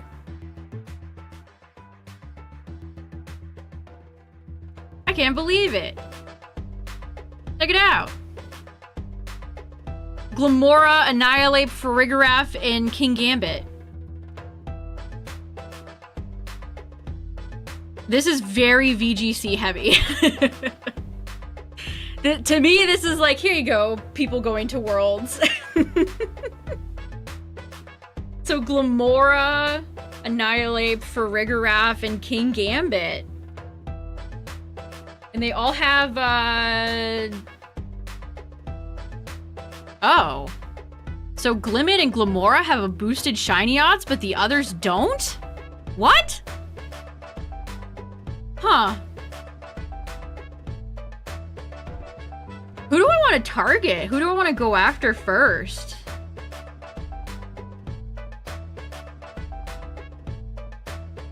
King Gambit, maybe? Or Annihilate? Maybe Annihilate? But yeah, that starts August 7th. So we're getting one Outbreak event into another. That's crazy. After months of nothing.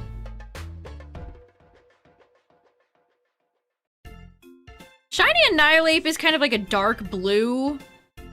It's not my favorite shiny in the world, honestly.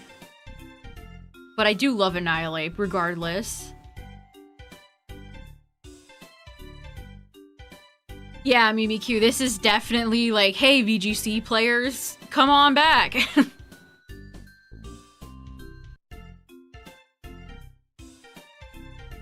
I have not tracked down my Rowdy marked Dondozo. I think I caught 14 shiny Dondozos and not a single one had the Rowdy mark. That genuinely frustrates me, honestly. I'm kind of pissed about that. It's like, are you serious?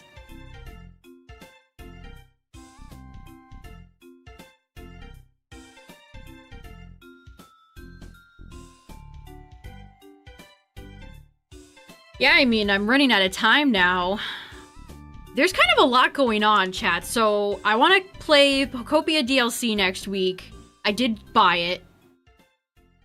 I did buy the Pokopia DLC. Beast of Reincarnation is coming out. There's a lot going on. There's a lot going on.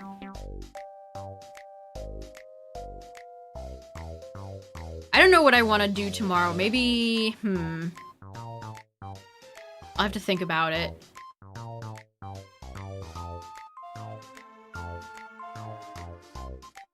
I can't believe we're getting another outbreak event. Again, before the fish outbreak event that's going on right now, we hadn't had an outbreak event since last September.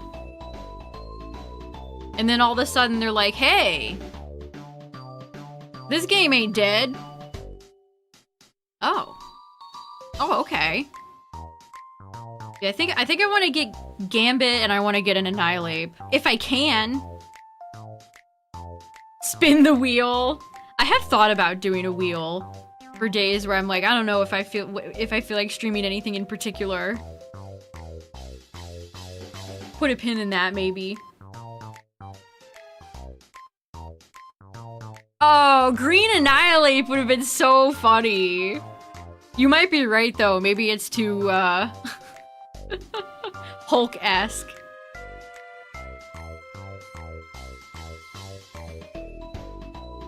Strictly shinies? No, I've done, I've done ROM hacks, I've done challenges, I do champions every now and then.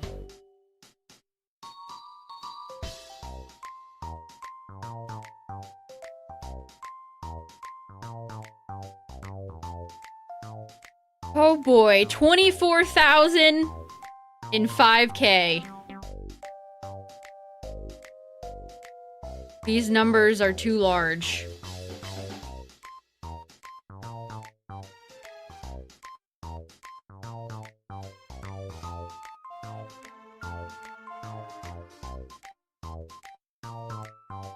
Another Nintendo game? Like what?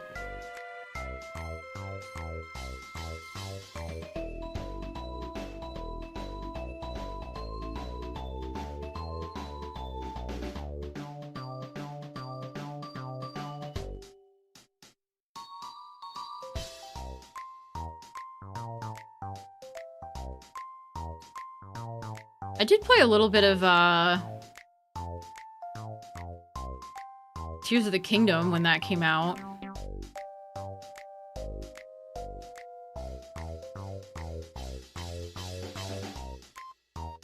I remember I was in the depths.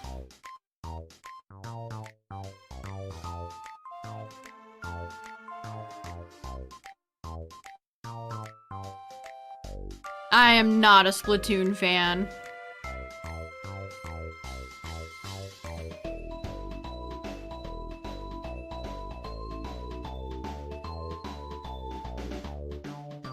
Oh, Sonic Adventure. I played that entire campaign in one sitting. That was insane.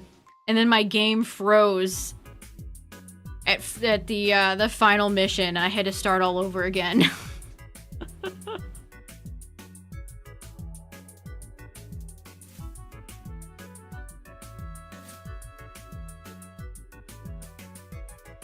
Here's the thing, chat. I'm gonna be real with you all right now.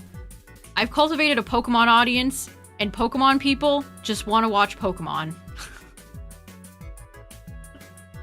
If I stream anything besides Pokemon, people will not watch. That is unfortunately the reality of the situation.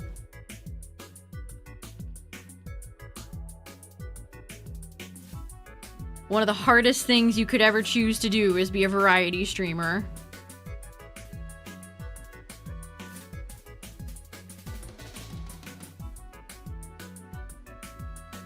I mean, I want to check it out.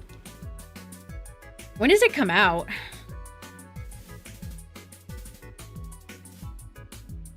I need to start writing all these dates down. Golly. Bubbly Basin comes out this week. The DLC for Pokopia was like 37 bucks with tax. Jeez. I kind of hate DLCs being like this expensive now. It sucks. Yeah, they're adding Super Mario Sunshine to NSO. What a random announcement that was.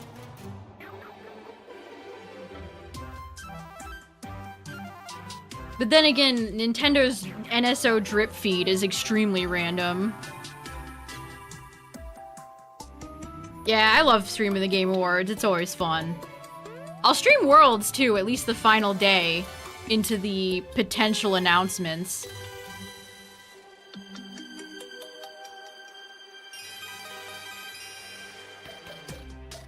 Yeah, $10 for DLC, that ain't bad. But 37 with tax, it's like, oh my god.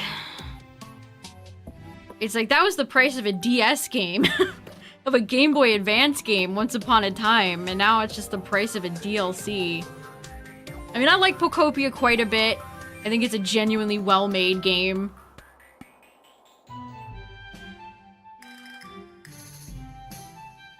I just hope the DLC is good.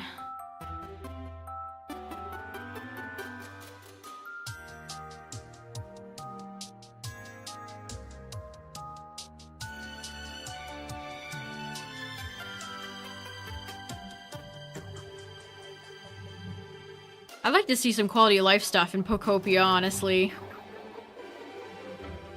I've actually been replaying a little bit. I'm trying to clean up a bit so it's presentable to show to other people. not just a dump. But the Magnet Rise Magnemite form runs out of energy so fast, and it just sucks so bad. Like, they want to have Minecraft creative mode.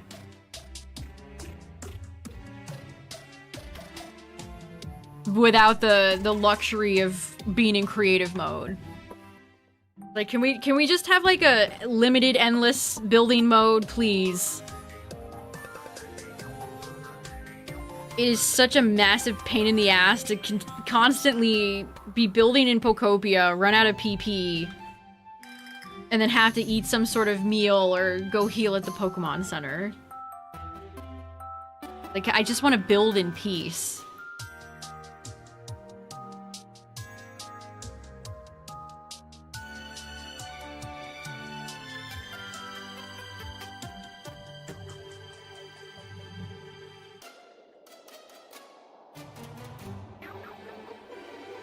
I don't know, Dragoon. That's actually a good question. Is dive gonna be like a energy draining thing? That would be... Surely not, right? The whole world is underwater. If you have to keep recharging, that would be so bad. That would be genuinely terrible.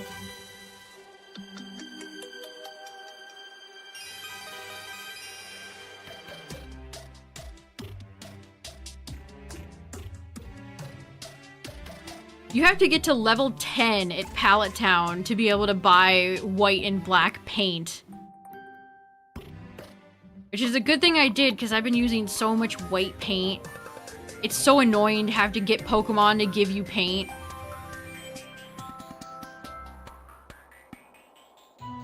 There's just a lot of things in Pokopia that I wish were streamlined a bit better.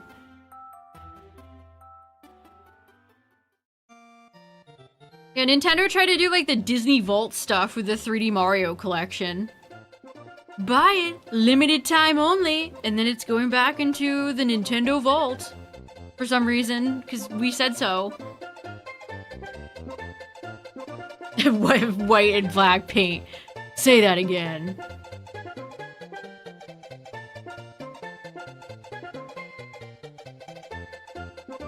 Also, I thought I missed out on the Jirachi event, but turns out, no, Jirachi's still hanging around.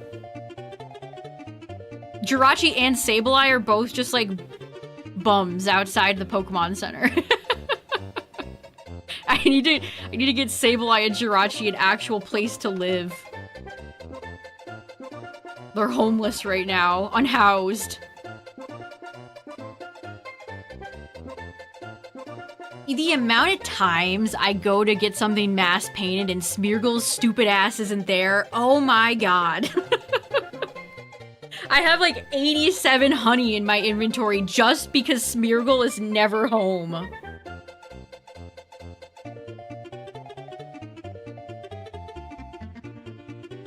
Smeargle is always pissing me off.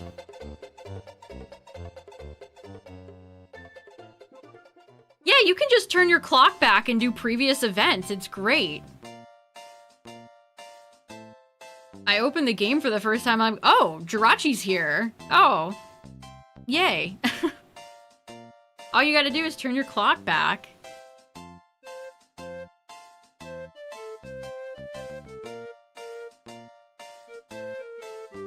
haven't made any of the little wish things that Jirachi wants me to make yet. I've been too busy building.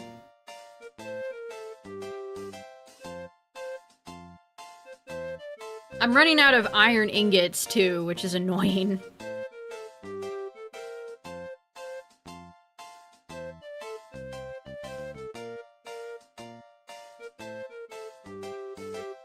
Jirachi's just slumming it. Actually, the Pokemarts are kind of pointless.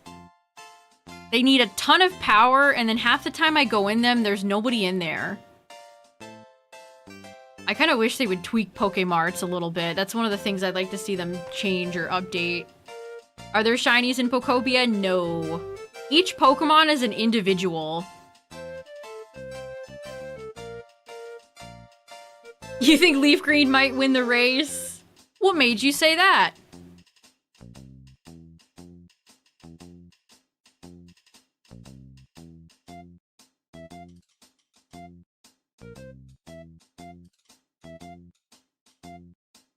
Honestly, one of the things that gets me the most, that annoys the hell out of me, I've been building fences, like metal fences, and for some reason the fences are like RNG. Occasionally you get like a rare fence, and it's like, I don't like this. Why would you design a system like this? It just sticks out. It's like, I just want uniformity. Why is there RNG in a fence? 24K is super criminal.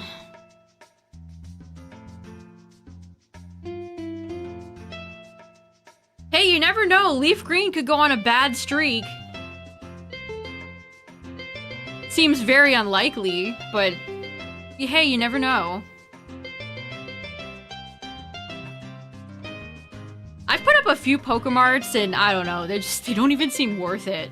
I put them down for the aesthetics, not their practicality.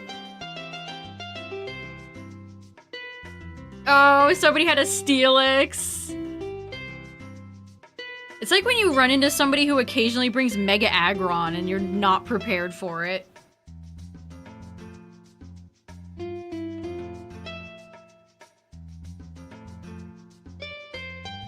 Just hit over odds on Mudkip, damn. Also, I don't know what made me think of this, chat, but I have a hell of a clip that I saw earlier that I need to share. This is insane. I think it made me think of it because we're talking about champions and somebody said this guy got kicked by Mega Lopunny. I need you all to see this clip, chat.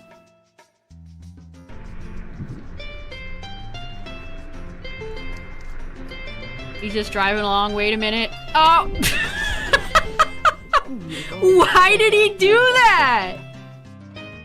Why did that rabbit do that? What? Why did he do that? Meow. Imagine being this guy getting drop kicked by a rabbit. Oh my god. If he didn't film this, nobody would believe him.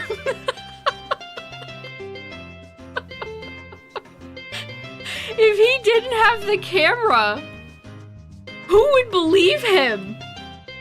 He did get high jump kicked by a Lopunny, like... That's an insane... That's one of the most insane animal videos I've seen in a long time. Oh my god. That must be how it feels to get high jump kicked. It was hopping mad. What was his problem? Jeez.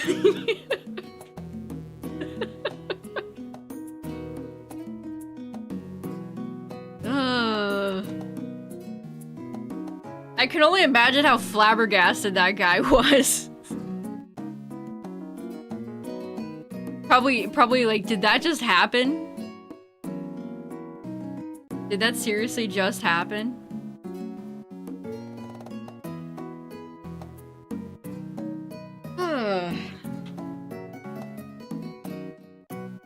Also, heads up, Twitch chat, ads are about to play, but you're probably not gonna miss much. Yeah, they don't call him Thumper for no reason.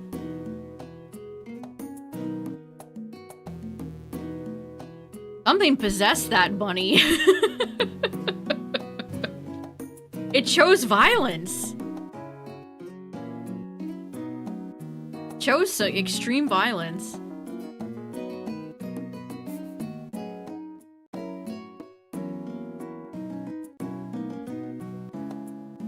Monty Python and the Holy Grail. I should send that clip to my dad. Alright, Adge be playing.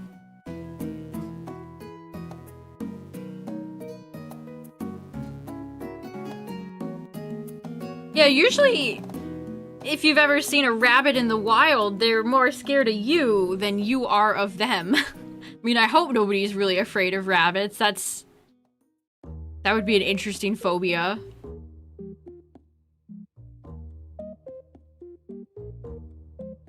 Alright, chat, give me 1 second. I'll be right back.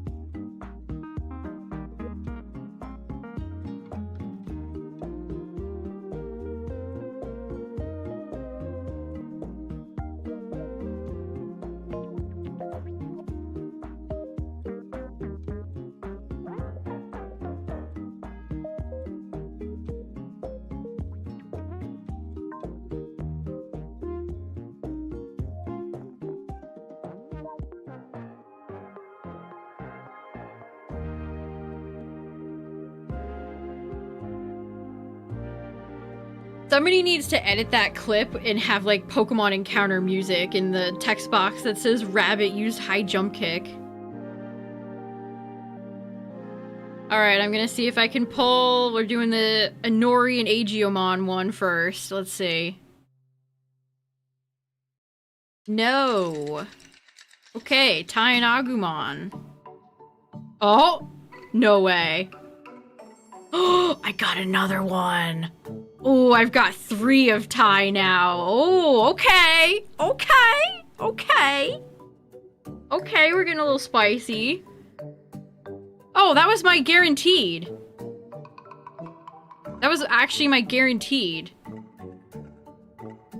Yeah, and here's War Greymon. I got both of them because they were my guarantees. Finally! Finally, I have War Greymon. Oh my god. It's been 8,000 years.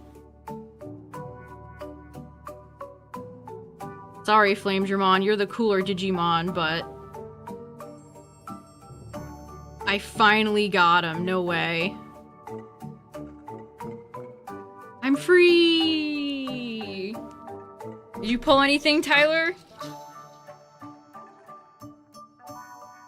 That's one of those clips that I'm gonna randomly think about and it's gonna make me chuckle. Aggressive flying rabbit.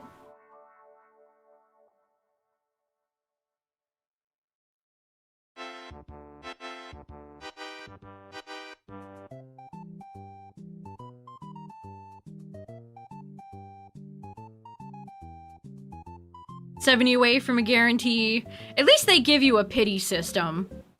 I was about to say unlike Pocket, but now Pocket's adding a pity system 2 years into the game's life.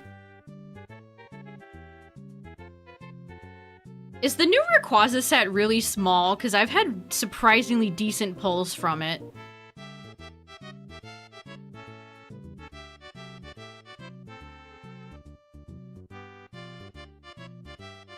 It's huge? I've pulled full art,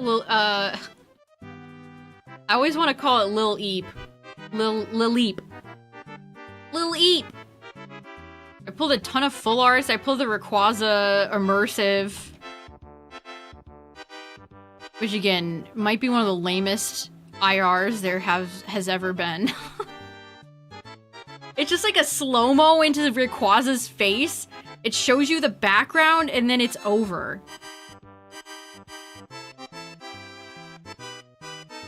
Like, I still remember how cool, like, Palkia's was for the Diamond and Pearl set.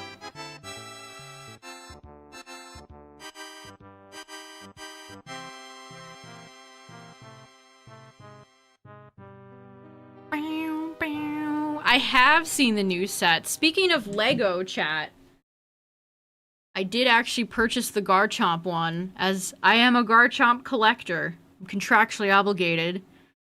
I'd like to put it together on stream. We might, if I can fit that in next week, we might do it next week.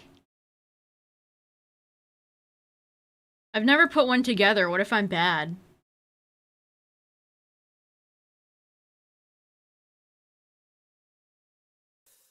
What if I suck at it? The pack points should be universal. I actually used pack points recently because I was looking for a meta deck to do all the single player matches. Which they all used to give you hourglasses, by the way.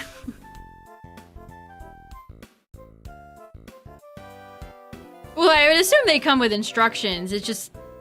like, nano blocks can be kind of complicated to put together.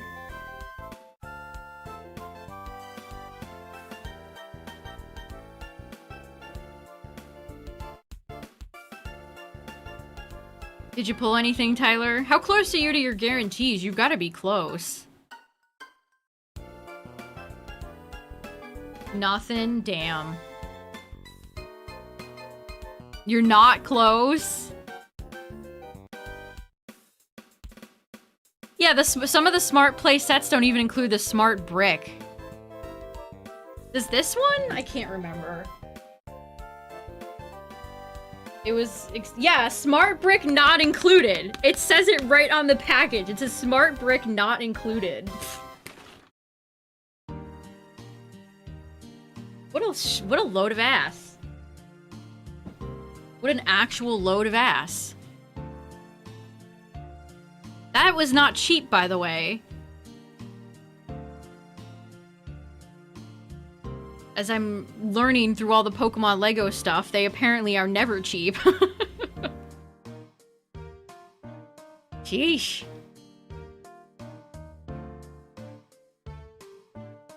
High dollary dues for little plastic bricks.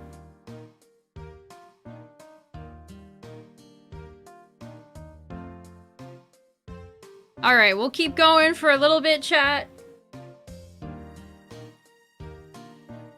Damn you, FireRed. I'm over this. Creamy.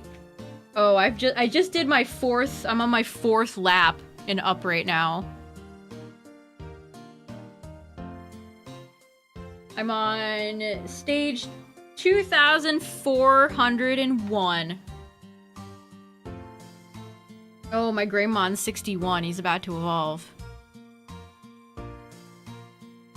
Nova Flame.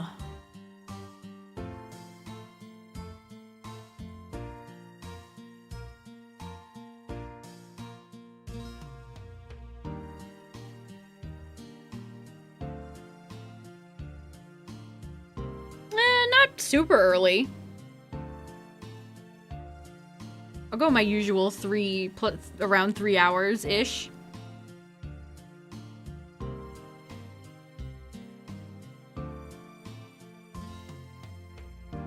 It is 1,000,000 degrees in my room right now, which is a bit unfortunate.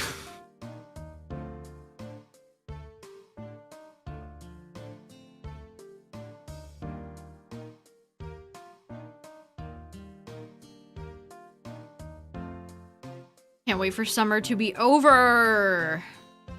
It was also humid today, which is putrid. I actually think it's supposed to be a pretty rainy week.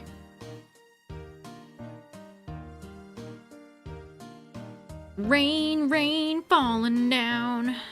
Kyogre must be in town.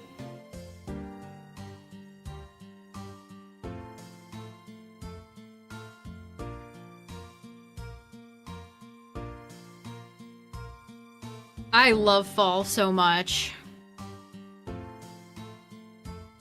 Can't wait for all the bugs to go away too. Sony's not doing super hot since the only digital thing. Good. That's what they get.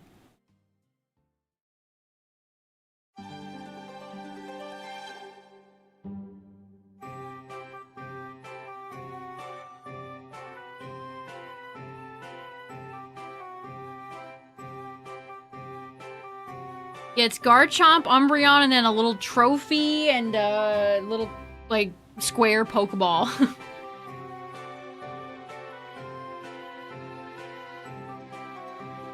Square.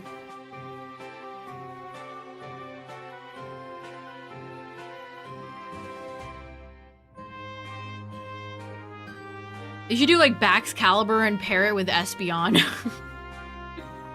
I love these random Pokemon pairings.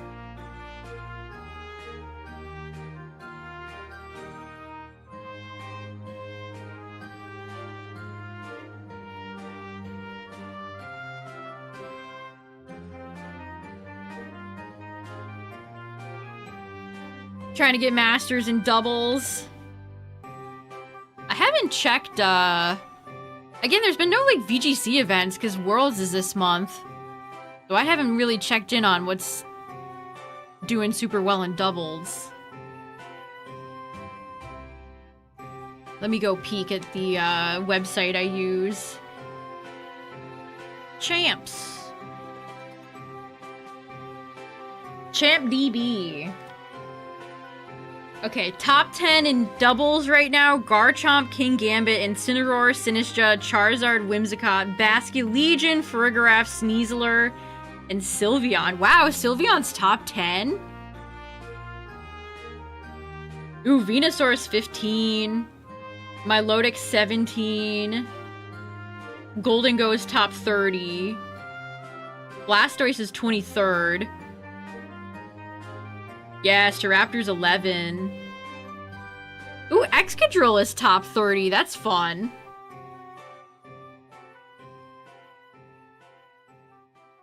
Raichu, really? How interesting. Swampert's 20. Aerodactyl's still hanging in there. Annihilape's 35th.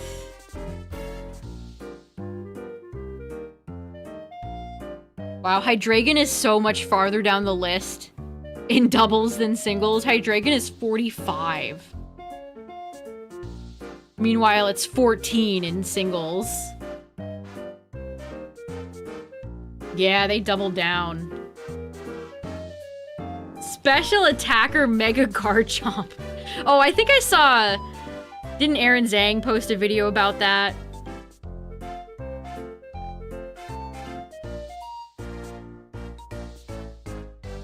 Hydreigon's probably so low because Sylveon is top 10. Hydreigon does not want to trifle with Sylveon.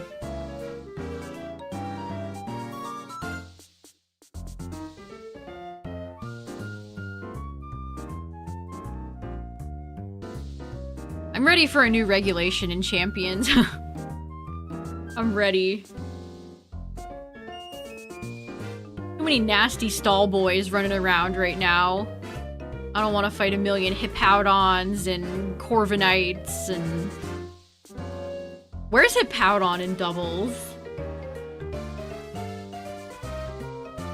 Nowhere to be seen. Ugh, that must be so nice. Hippowdon is 133rd in doubles. What's that feel like? He's 4 in singles. That must be so nice.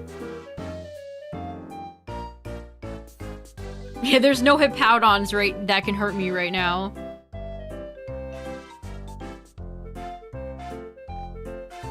The hippo can't hurt you right now.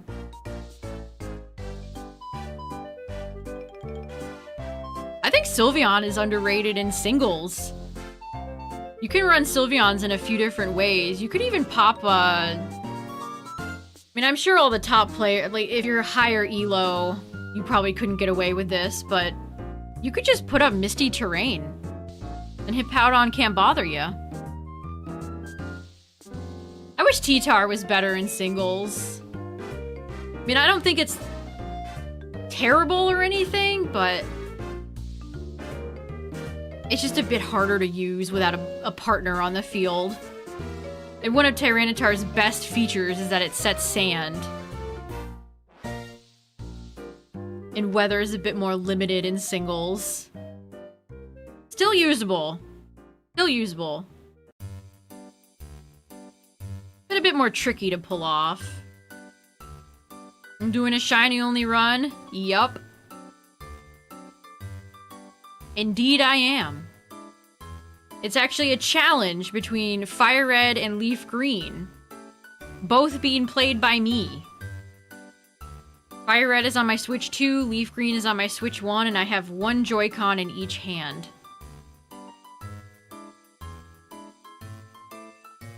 Doing the same for Y? Nice.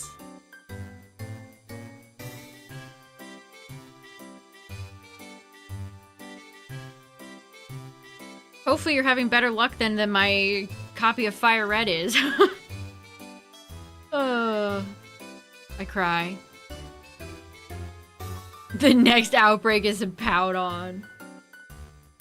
Is Hippo in Scarlet Violet? I can't remember.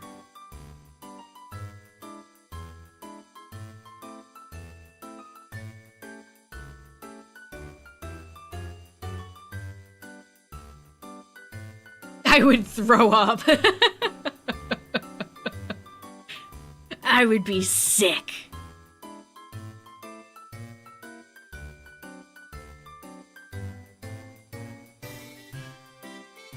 Oh, you got your Froakie today? Nice. Yeah, I was gonna say I don't remember Hippowdon being in Scarvi. They did us a solid. They did us a solid there. Seriously, just bring back Ferrothorn. I know who would help.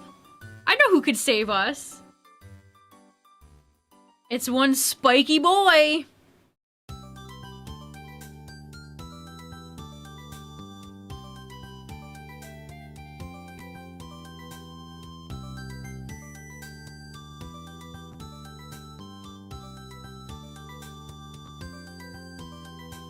I'm almost more interested. Wait, it is in Scarlet Violet? Where? Is it exclusive? I can't remember where it spawns. Oh, is it in the desert area? Is Hippo in Sword and Shield? No, I'm questioning everything. Hippo, oh Hippo, where art thou?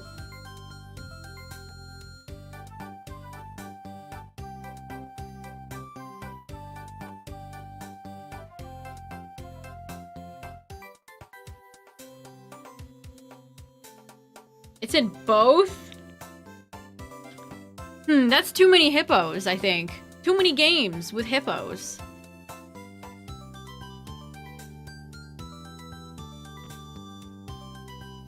We got Hippowdon in both games, yet I haven't seen my friend Burmy in like 1,000 years. What's up with that? Yeah, Rika should have had one. That would have completed what an annoying character she is.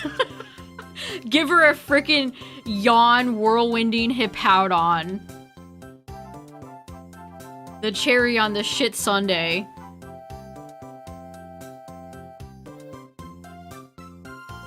Maybe they thought it's too similar to Clodsire. I don't know.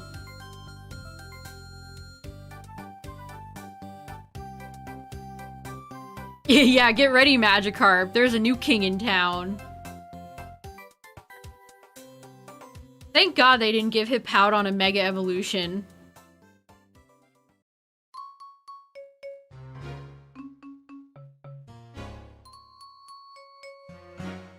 I could only imagine.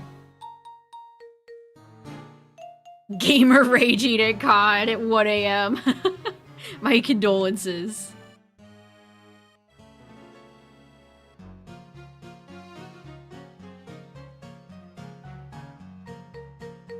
I would rage too, to be fair, but FireRed has made me too sad. Motham's got a cool shiny. I like the blue.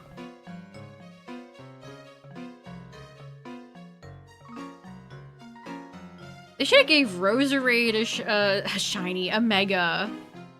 Where's the love for all the Gen 4 Mons? I wish Mega Glade. Mega Glade's one of those Pokemon that I always wish was better.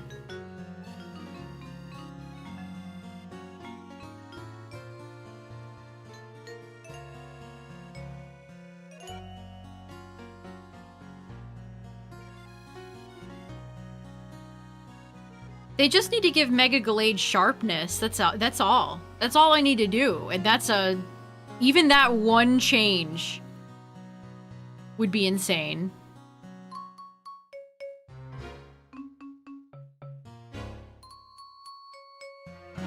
Because Glade's got a great move pool. It can get Triple Axle, it can get Leaf Blade, it can get Destiny Bond, it can get Shadow Sneak, Psycho Cut.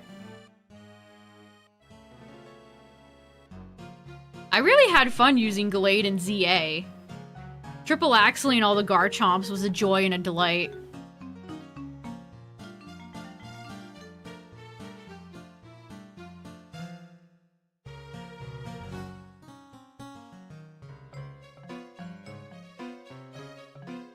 The Kugamon.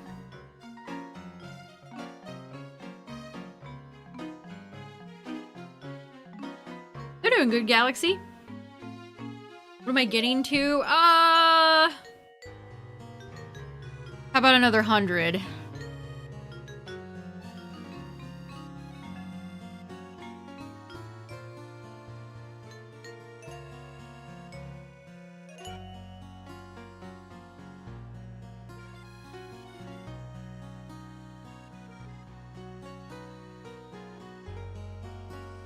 Oh, you got a shiny Mothim? Nice.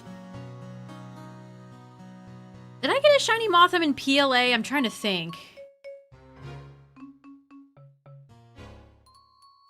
Yeah, we're not gonna hit triple odds tonight, but I definitely will the next time I play this game.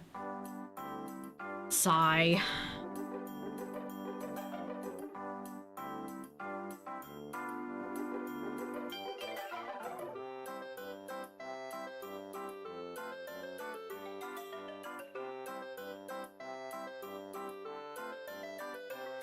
Ooh, you got a Shalfa Mothim in PLA. Fun.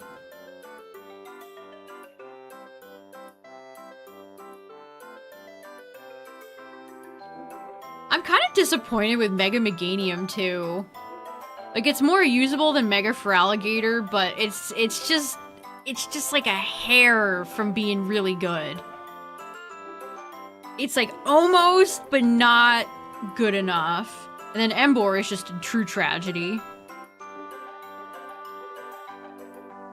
They kind of did the same thing with the starters in PLA. Like, in certain situations, Hisui Sam can be quite good, but I don't know, besides, well, I guess I've seen Hisui Typhlosion in doubles before, but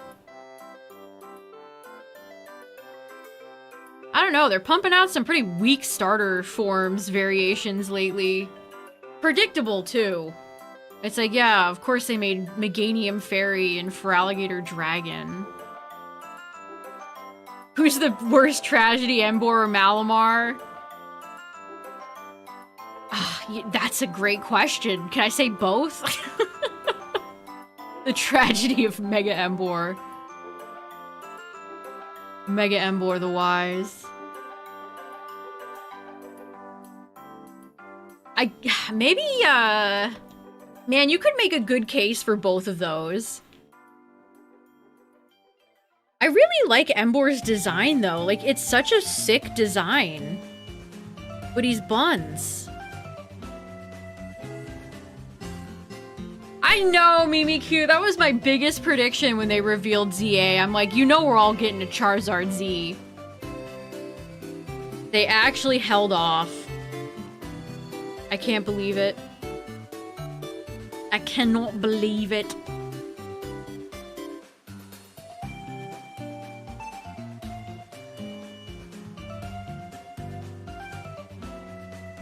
Yeah, let's see what Mega Emboar is at on PokeChamp right now. 171 in singles. And 191 in doubles. Oh, that's so sad. Oh, that's so sad. I think Emboar maybe disappoints me more because I always root for my Fire Boys.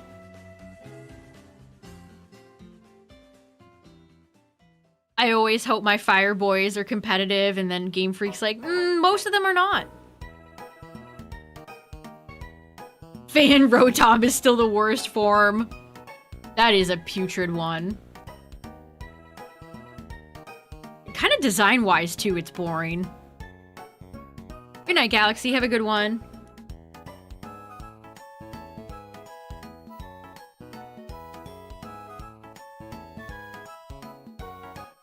Decidueye. I always imagined Decidueye as like Squidward looking out the window at SpongeBob and Patrick frolicking and having fun, except instead of SpongeBob and Patrick, it's Incineroar and Primarina.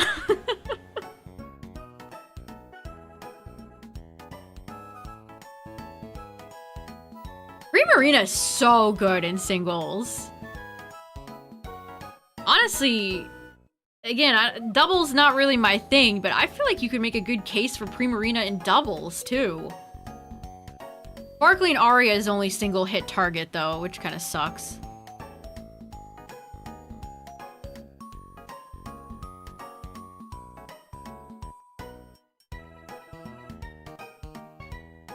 I don't even need to say anything about Incineroar.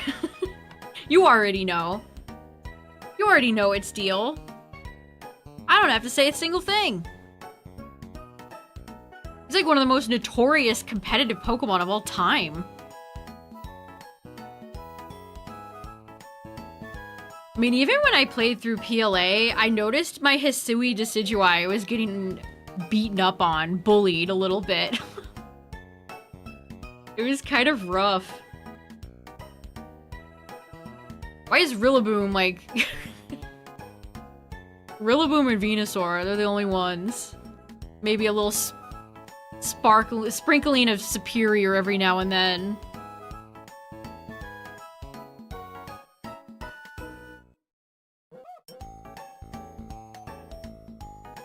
Yeah, they knew what they were doing when they had Incineroar over all the promotional material for champions and being in the gym.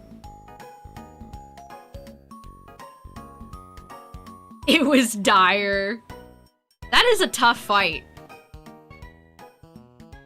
The Volo fight's probably one of the hardest modern Pokemon fights. Most difficult. Especially when it takes you by surprise.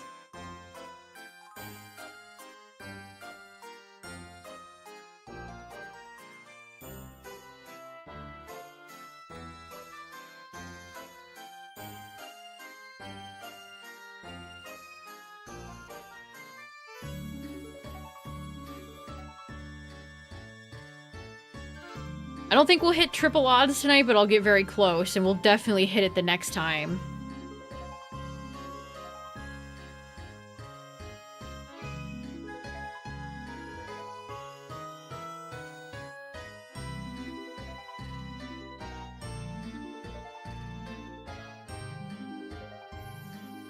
Two leaf blades? Nice. Sometimes you need to pull out a little bit of cheese.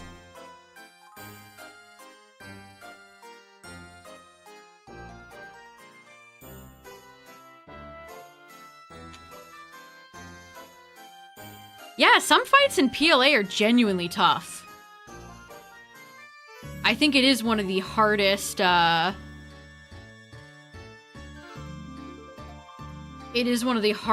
modern Pokemon games. Especially the Arceus fight.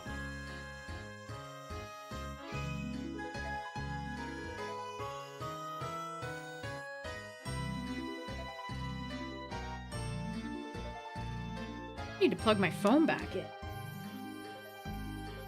Digimon Up is zapping my battery. Okay.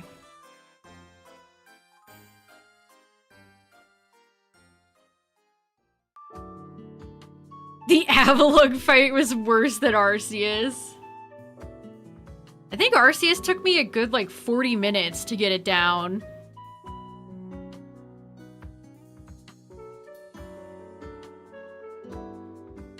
I didn't really mind the grind, though, like, figuring out all the patterns and stuff. It was kind of fun. I don't mind that type of challenge.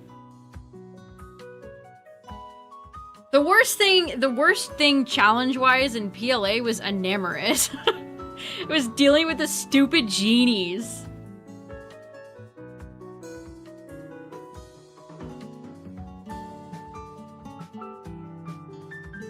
They were all annoying, but Enamorous was the worst.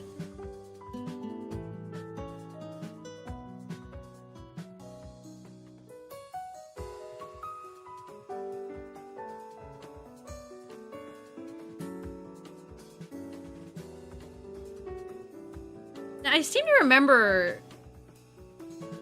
like, you had to wait for the RNG for the weather for each genie.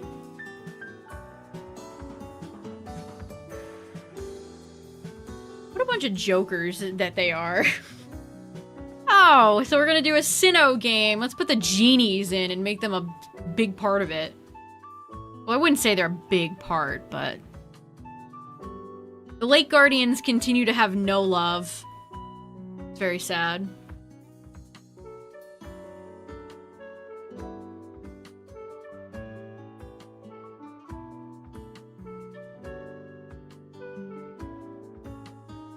Yo, the Kingdom Hearts Sephiroth fight. Yeah, was it Thunderous or... I can't even remember.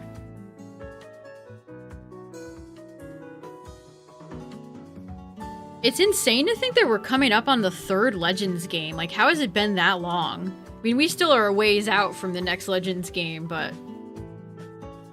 the fact that the series is coming up on its 3rd title, it's like, wow, where'd the time go? Let's hope they never pull that DLC shit on us ever again. No Ancha donuts in Legends Galar, please and thank you. Actually, I'm not asking. I'm not asking. Don't do that shit again.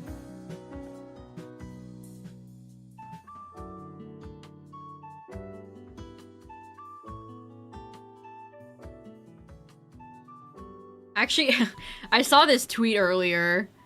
Let's see, did I keep it up? Yeah. Just the way they phrase this is very funny to me. When the Legends ZA revisionism hits in 5 years, we can finally say these are the best characters and designs ever without the recency bias allegations. Are you not recency biasing yourself right now? Best character designs ever? Are we sure? Are we sure? I was just reheating Iono's nachos. I don't think she elevated them, actually. Let's see what people say. Kanari's design is kind of butt. Pokemon has always had strong character designs, though. Like, this is not something new for them.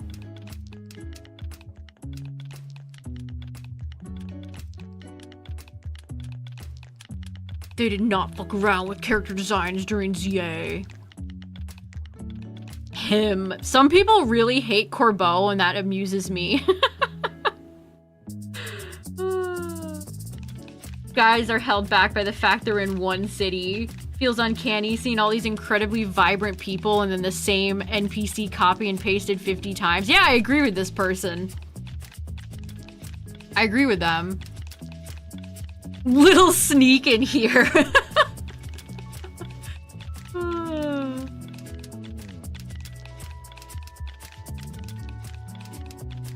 And he's not even human. What? Are they subscribing to the N as a Zoroark theory? That's not canon. Love the characters in this game. Imagine being the one person that's like, yeah, you know who I love? Tarragon. Corbeau is pretty mid. The worst Tumblr sexy man Pokemon's ever made. The designs aren't the problem. They all suck. There's barely anyone decent in the whole game. What does this person mean? Canary Sneak. Yeah, maybe all the love Corbeau got. A little man. The way some of these designs are wasted, with two of them being some of the most annoying characters in the series. Están bonitos. Please stop including that ugly creature called Corbeau. I love Corbeau haters. They're so funny. That ugly creature.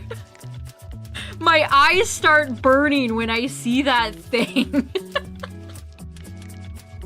Oh my god. Whoa! Calling him a dwarf. That's just... whoa! Es un diva. Low-key an asshole rival that gets really angry. I don't consider her a rival character. She's an annoyance. Say what you will about Switch Pokemon games, but they've given us top-tier character designs. I mean, we've always had good character designs in Pokemon. This is nothing new. I don't hear hate on the designs from actual fans, just that the story falls apart when you press on it at all. Yeah, I agree. Put Gwyn in Canary's spot. Corbeau's the first Pokemon character I've been gay for. There's some Corbeau supporters in here. I thought that was the consensus already. Pokemon Legends ZA is a pretty good Pokemon game if you don't play the DLC. You know it's bad when even like the Twitter people are like, yeah, the DLC was bad.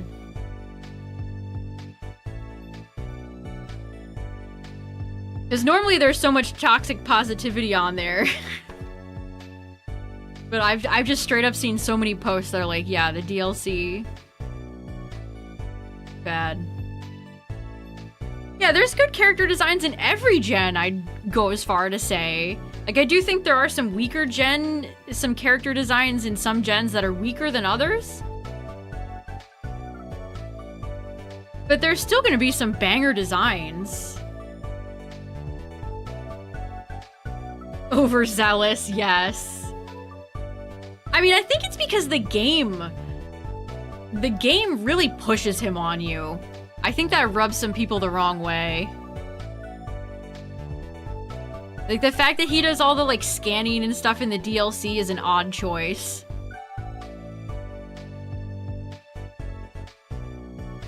Do I believe they'll ever have actual voice acting? At some point, yes.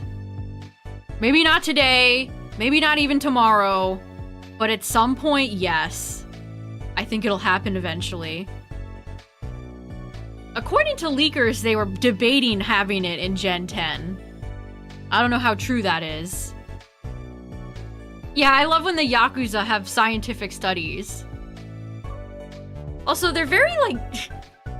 Corbeau's whole, like, thing is very Japanese in this French-ass city. Oh, I love Sabrina.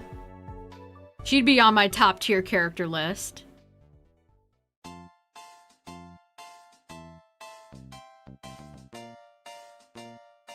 Yeah, I mean, the fact that Corbeau gives a loan to a child is, you know, pretty questionable.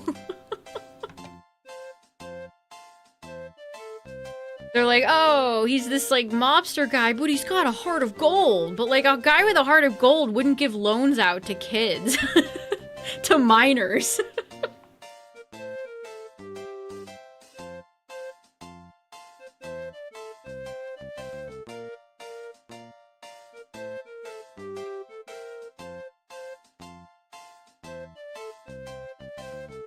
Yeah, the human ladder moment is the best Corbeau moment in the whole game. Especially if you if you fuck with him. If you keep falling off, it's actually super funny. That is, I completely agree. That's his best moment in the whole game. The human ladder moment. And he has that, like, goofy face where he, like, sacrifices himself. It's so, like, arrogant of him. It's so funny. Yeah, and then he makes you do chores and stuff for him. Like, wow, what a nice guy. He's bullying your friend after he can't repay his $100,000 loan. This guy's got a heart of gold.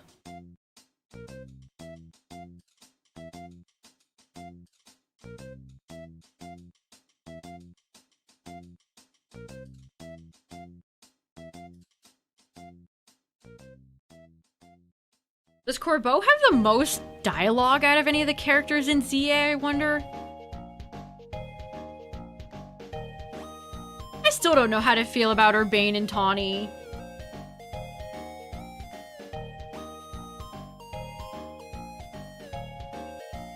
Having a rival character that almost, like, takes your place as the main character is very interesting, but they just didn't do enough with it. Or, like, show any aftermath or the repercussions of that. Like, Urbane and Tawny losing the battle and then going to Floette anyway, it's like, bruh. And then they get stuck in there, and it's like, I don't know, I guess that's their comeuppance. I don't know. There are certain cutscenes where it almost feels like there's hostile energy between you / Urbane and Tawny. It's like, I wanted this. I wanted more of this.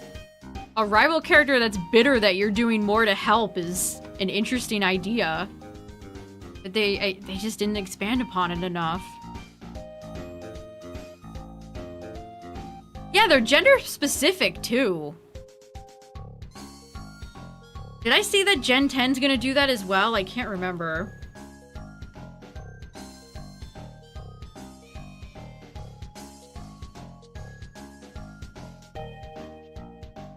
Yeah, they're not a very good friend.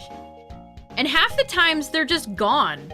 It'd be one thing if you would see them, like, out and about, maybe talking to people and helping people, but they just despawn. They're not there.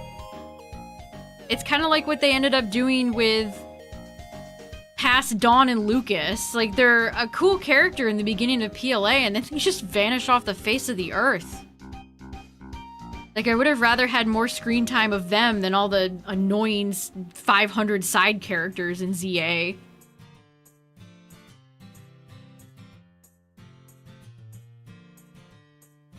And they bring those side characters back again and again and again. Like, oh great, can't wait to fight Canary for the 7th time. Like, okay.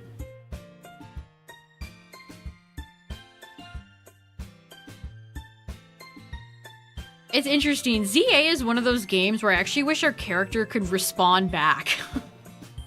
I wish we had, like, Fallout-style dialogue where we could have actually inserted our own personality. I don't know if I've ever felt that way about a Pokemon game before. It's like, I want to have my own voice. I feel like the characters are just talking over and making choices for me. It was kind of frustrating. It felt like the player had very little agency.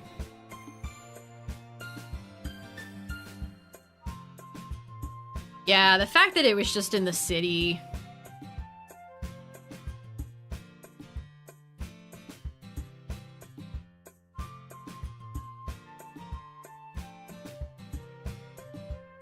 Small indie company, please understand. Small indie company that makes like $1 trillion every year, please understand.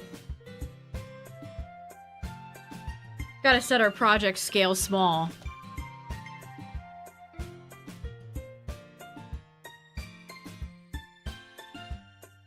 I wanted more time with Lita and, like, Naveen, too. I would have wished we could have gone to, like, Naveen's house and seen, like, his mean-ass grandma. Like, nobody ever has, like, family, or it just doesn't make the world feel lived in. They'll mention people, but that's it. Like, where do you all live? Let me come over. Let's hang out.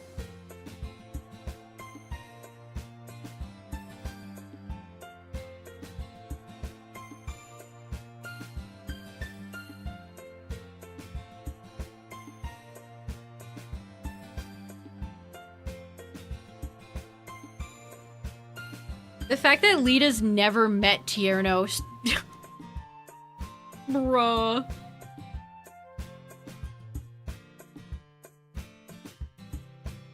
They're such cowards for not giving us adult Tierno. Does Trevor even get mentioned in the game at all?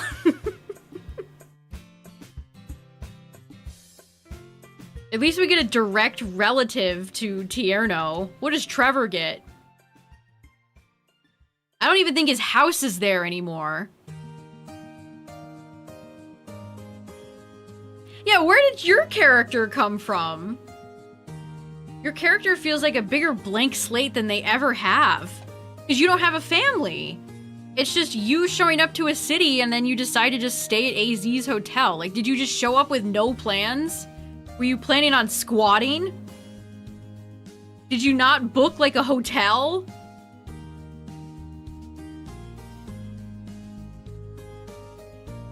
Like, it's annoying. Like, why can't our player character have any personality? Like, even Link has tons of personality in, like, Breath of the Wild. His responses are witty and cute.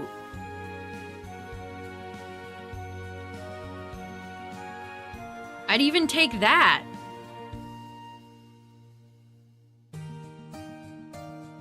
I think it works better in Legends Arceus because you're literally teleported back in time by Arceus for a mission. Like, that's sick.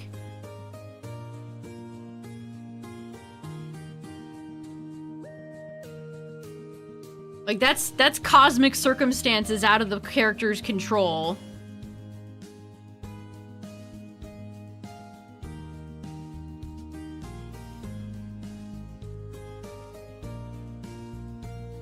One of my favorite Link responses, I think it's in Breath of the Wild, is where somebody asks you if you're Link, and then he goes, I am he. Yes, I am he. Like, that's so fun. Even though Link doesn't utter a single word, he still has a personality.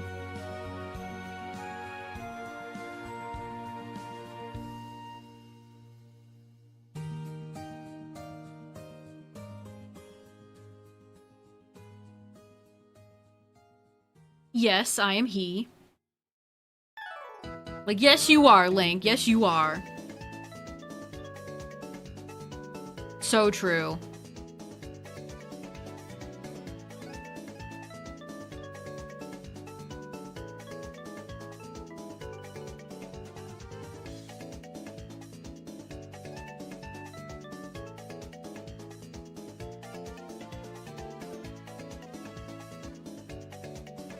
They could have definitely cut those boring Team Flare characters. Gristle. Whose favorite ZA character was Gristle?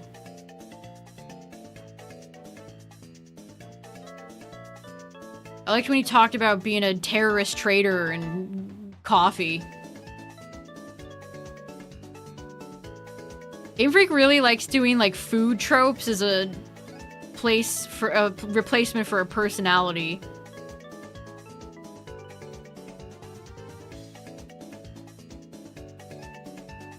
You guys should feel really bad for me because everybody's mean because I sport a terrorist symbol. I can't believe everyone's so mean to me. Like, at least Griselle had a little bit of a fiery personality. I'll throw her a bone for that one.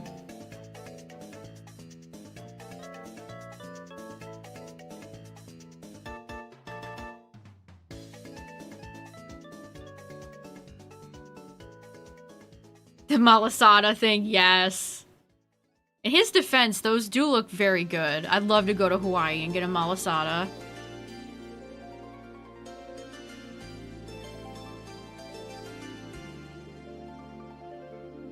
In his defense, listen. Alright, I was gonna get to 24.2k, but we might do like another 50.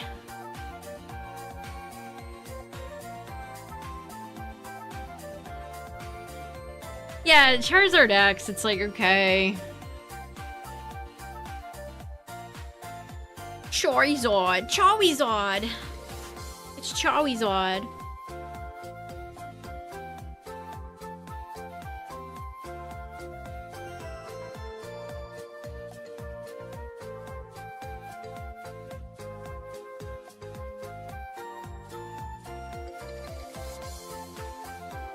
I mean, again, at least Grissel had Pyroar, a new Mega.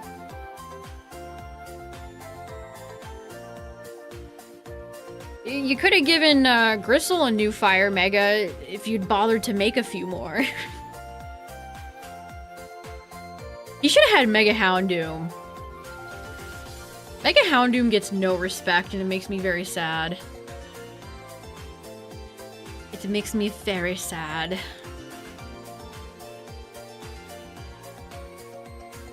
Game Freak didn't respect it either with those stats.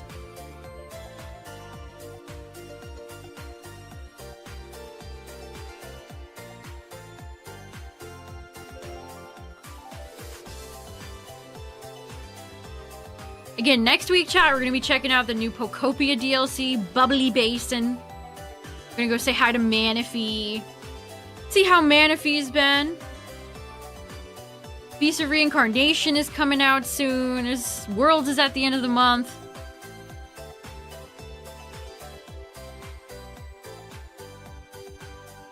Yeah, when Mega Pyroar first came out, people were like, yeah, maybe you could make it work in doubles. It's one of those Pokemon that had a little bit of hype and then it all fizzled out. I want to see Groudon in the game. Yeah, Kyogre better come and visit. Let's see. Pyroar is 69. Nice. In doubles. And 98 in singles. Not nice.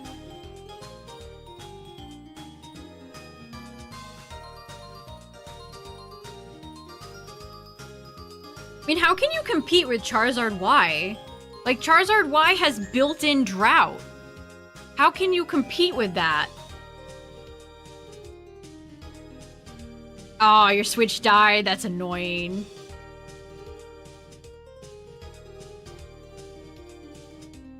I was watching somebody play Champions the other day, and the game, like, DC'd him, and he had to, like, close the game and come right back. I would have been raging.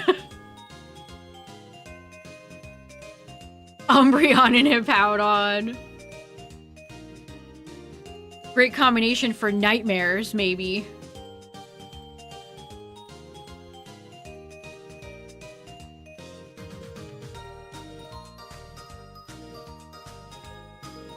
Alright, 24.2k, 5,200. We'll do some bonus ones, chat, for the fans.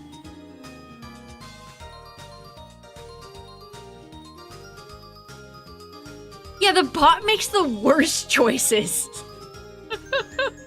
Do not disconnect and let the bot pick. You're screwed if that happens.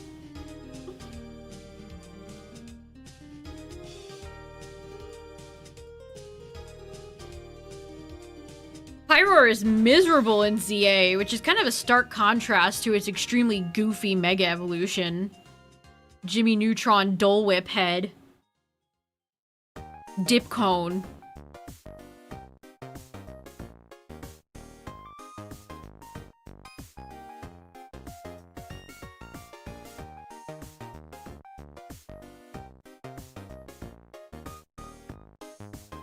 Dark Hole. Oh, that's such an annoying Yu-Gi-Oh card. I play Regeki.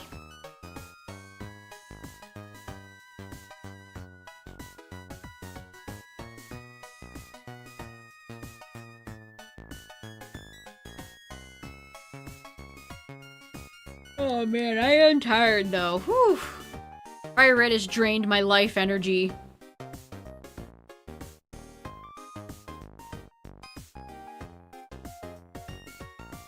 Dark Void.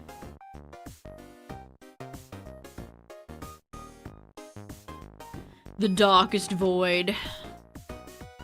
They were nuts for putting Darkrai out the way they did in Gen 4 with Dark Void. Imperial Order. Imperial Order is insane. They really printed some insane stuff back then. Like, Graceful Charity is never coming off the ban list. That is just an insane card.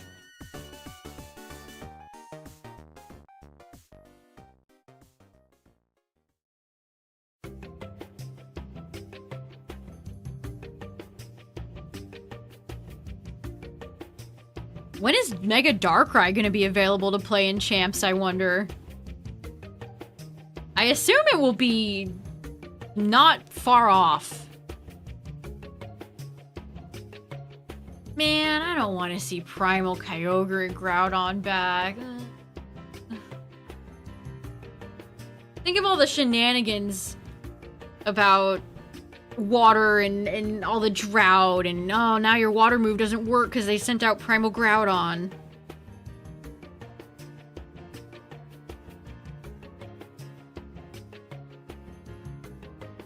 Yata! I mean, who am I kidding? It's just gonna be Mega Rayquaza in every match. Focus Sash or like Life Orb Mega Rayquaza.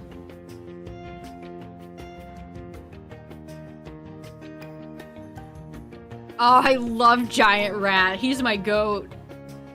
Yu-Gi-Oh! Has some great mammal rodent cards. Nimble Manga, another classic. Mystic Tomato is always one of my favorite one of those types of cards. Shining Angel's fun too.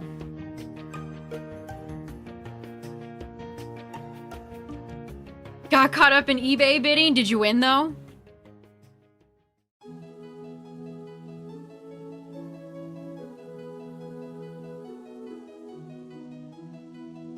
Getting sniped in an eBay auction tilts me off the face of the planet. Oh, they end tomorrow. Good luck, good luck.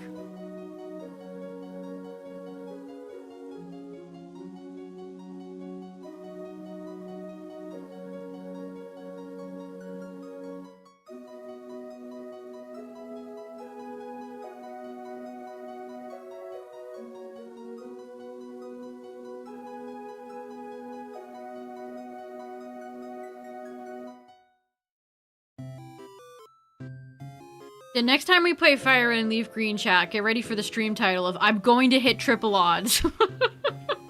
About to hit triple odds, crying emoji.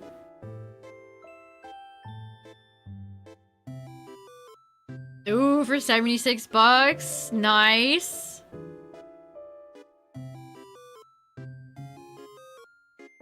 Yeah, and less.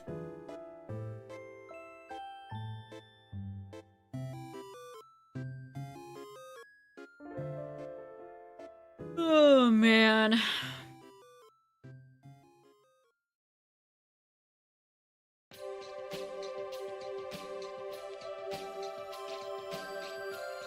When are they adding new emojis to the Emojipedia? I need some ones that truly reflect my despair. I need some like bleeding eye emojis, please. Please emoji people, thank you. What's up, Lex?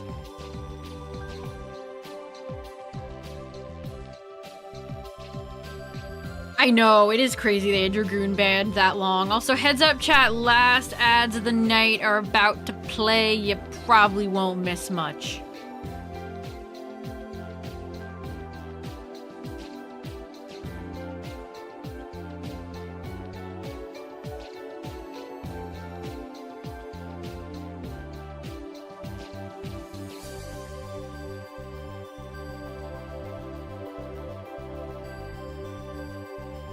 I actually do have a few, YouTube needs to do animated emotes. The animated emotes on Twitch have been a lot of fun. I actually do have an emote slot that I could fill. I need to have, like, Booper crying in the rain.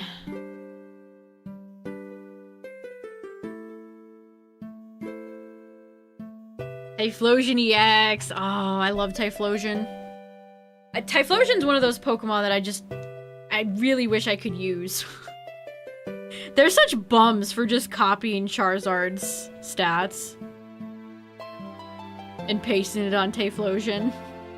Even back in Gen 2, there's certain things Game Freak just didn't give a fuck about. They didn't care. They're like, second fire starter, just copy and paste. It's good, it's fine. Fine.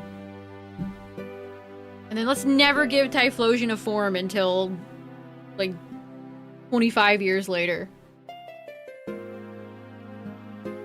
But let's give it a ghost type so it can be weak to Sucker Punch and every beastly dark Pokemon now. I love Typhlosion.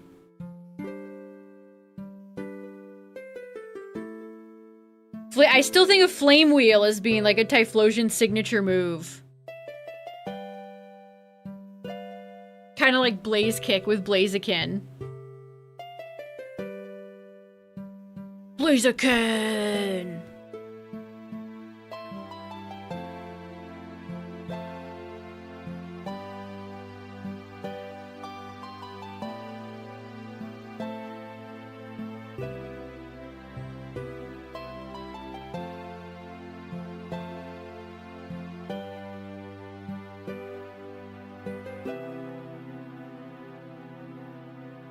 Maybe one day they'll remember Infernape exists and that they should give it a form. Although if it's anything like Mega Emboar.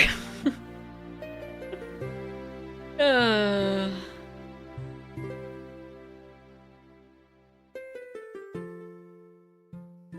almost sounds like a Sun and Moon song.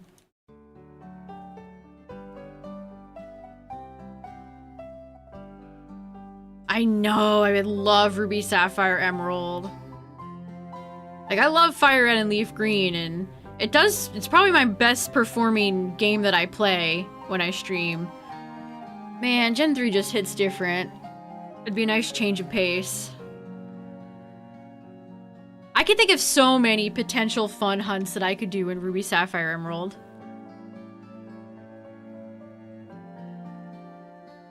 The Nimbus Cloud, just turn it into Sun Wukong.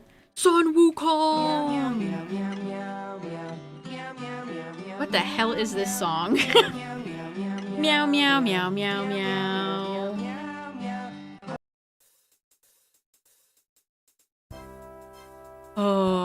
Meow?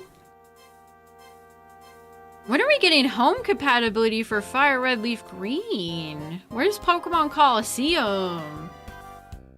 We have some important things that they need to address.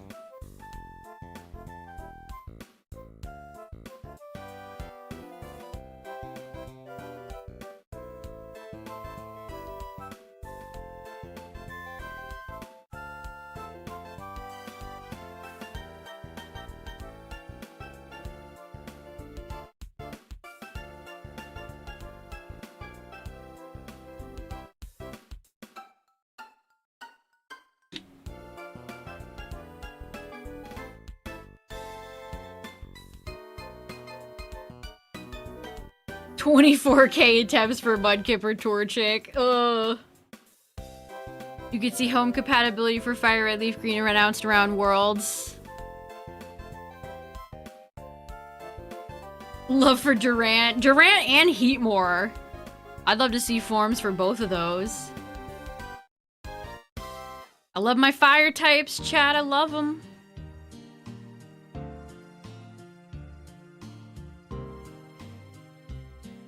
Love me some fiery boys.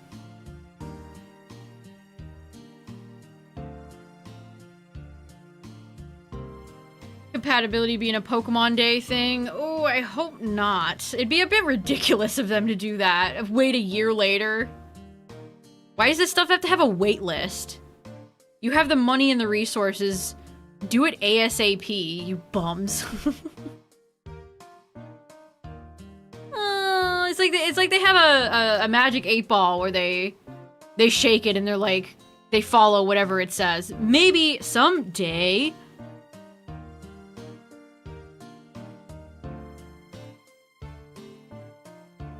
Wow, thanks guys.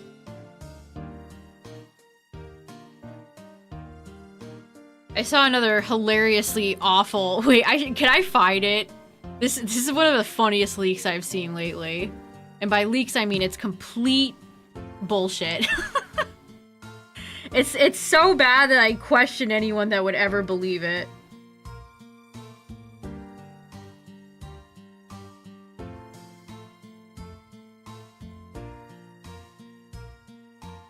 Okay, I screenshotted it because I didn't want to go to this guy's account. Although maybe I should, it's peak comedy. Yeah, I found it. I found it. This is... Okay, I'll just show it. Hey guys, look at this totally legit... What is that? That looks like a Skylanders character. Imagine thinking that's a real Pokemon. That's the funniest shit I've ever seen. Somebody sent me this supposed gameplay of Pokemon Wizard Waves. What a lying-ass bitch. Somebody, totally not me, you guys. AI generated this, I mean, totally legit clip. We're back, fire emoji, fire emoji.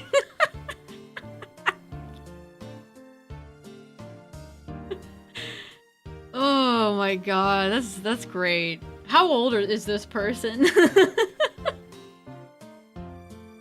How old is that person? That's great.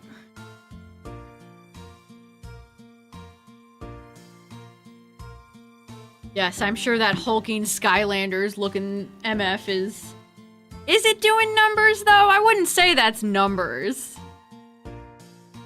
They're probably making like 24 cents off this tweet. I wouldn't say 228 retweets is doing numbers. Also, every single person that retweeted that is a mark. Probably just other blue checks.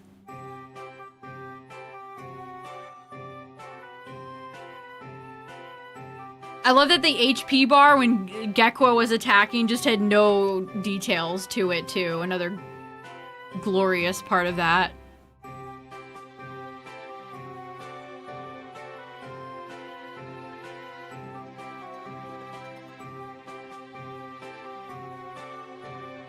I mean, Twitter blue people would like you to believe they're making a lot more money than they actually are.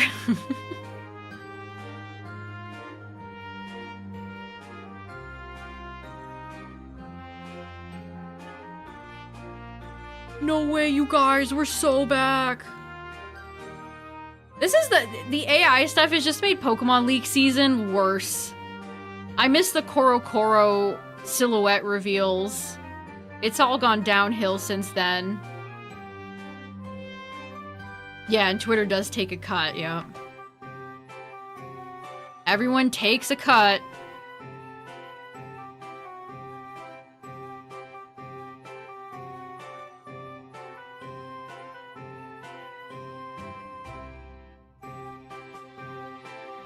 Like, we used to have some real authentic flair to our leaks, and now it's just like, type in, tell Grok to generate a big hulking rock monster and have Gekko attack it. What do you think the prompt they typed in for that was? Like a golem evolution or something? Geodude regional form?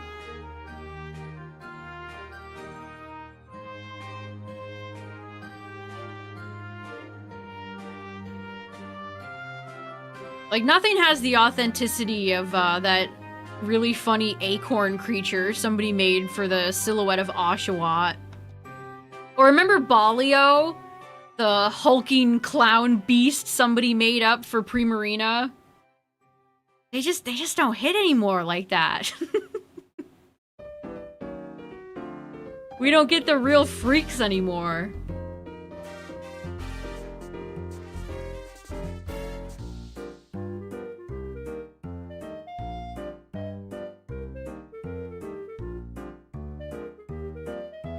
Centro, I mean, speaking of Gen 10, Centro did post a tweet today. There has been a little bit of, like, beta Winds and Waves footage.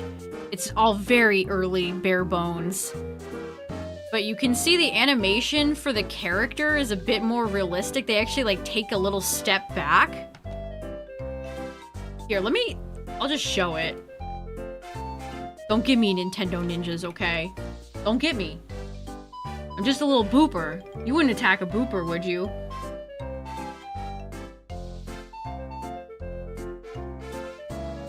But the animation looks a little bit more smooth. I mean, look at the way the character in ZA just comes to a screeching halt.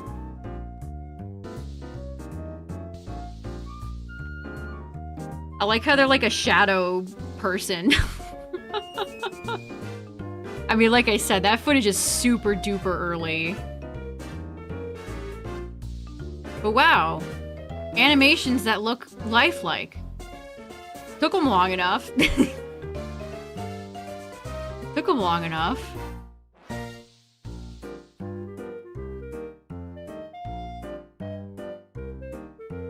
The bar is on the actual floor. The bar, you might say, is actually in hell. I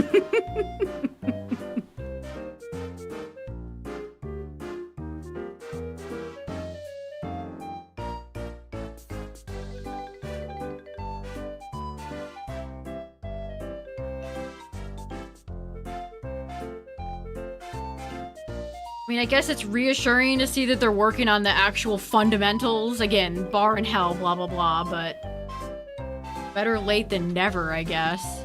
That song is annoying me.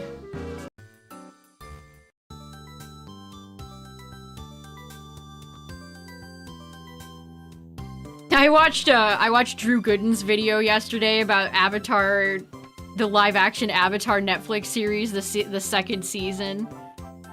I'm Toph Beifong, and I invented metal bending! I can't believe they made Aang such a miserable asshole. That's insane. Oh, but it's live action, so it's gotta be dark and edgy. It's gotta be more serious.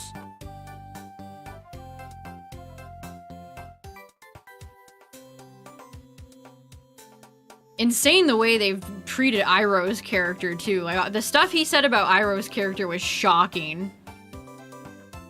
They turned him into, like, a shitty coward.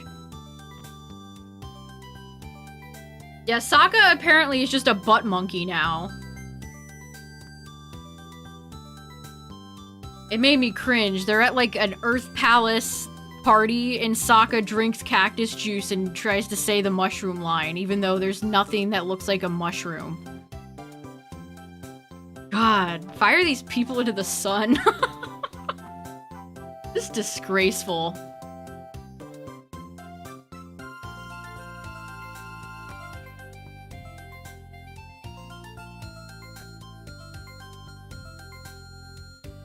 Appa's barely in the show, too, because he's a big hulking CGI beast and CGI is expensive. So you just totally miss out on all the emotional beats of Aang and the gang reuniting with Appa.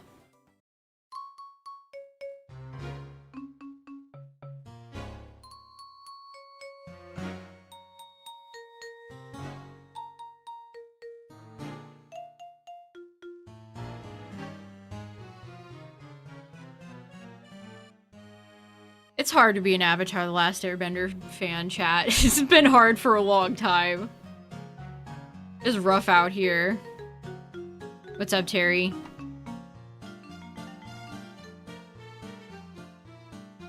Alright, we'll get to 300, chat, and then I'll call it.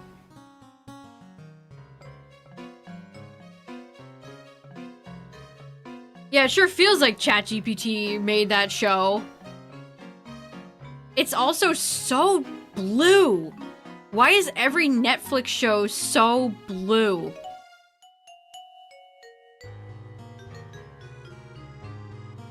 It just sucks the life out of every scene. Everything is just so blue and dark. Why? Because it's dark and serious and edgy. Live action. Got Shining Palkia, nice.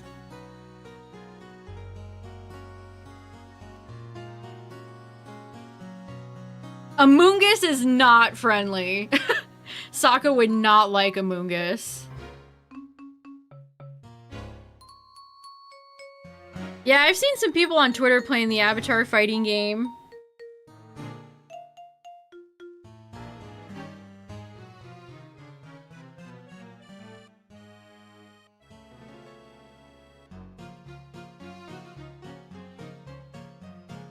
I don't know, I definitely recommend Drew Gooden's video on the Avatar live-action series.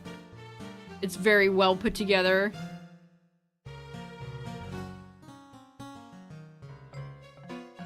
I'm Toph Beef. She's saying that to her mother, by the way.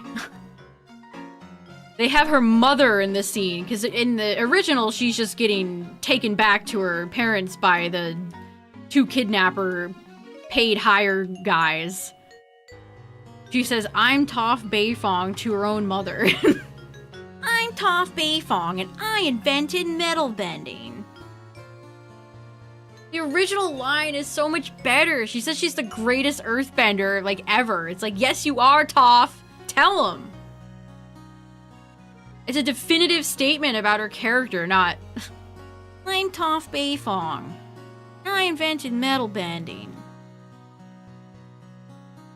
It's a shame, too, because the actress they got to play her looks great. Like, it's not the actor's fault. It's written like shit. I actually kind of feel bad for some of them. Like, the guy that plays Aang. You see him in interviews, and he's like a really smiley, cute guy. And then in the show, Aang is just brooding and mean. You casted the smiley guy to play a mean character. Why? Why have you done this?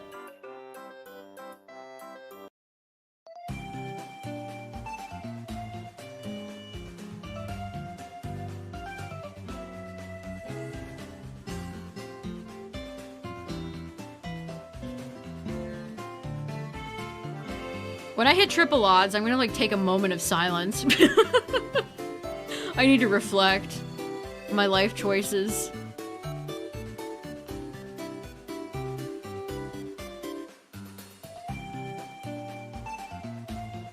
How could it go so wrong, FireRed? How? Why?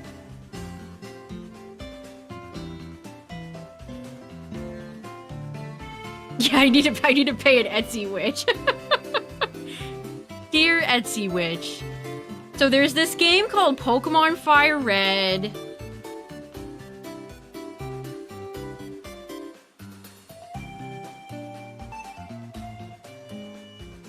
The Boulder. I don't know. Whoever that I love that voice. The Boulder.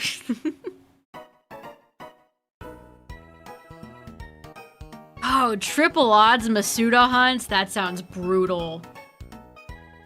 Like, at least these encounters are fast. Hatching eggs can be so slow. Especially if it's like a pseudo or something that's like 10k steps. Yuck.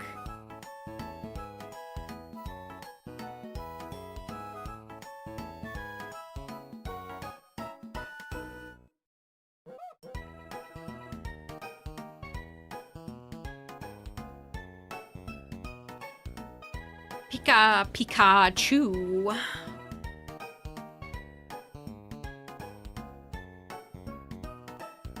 All right, 20 more.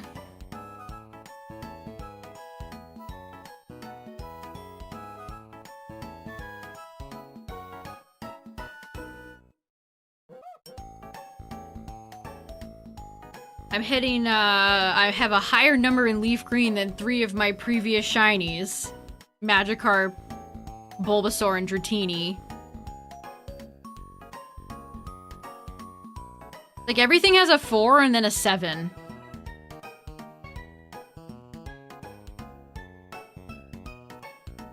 I feel like the guy from Lost. I need to look at the numbers. The numbers! It's the numbers!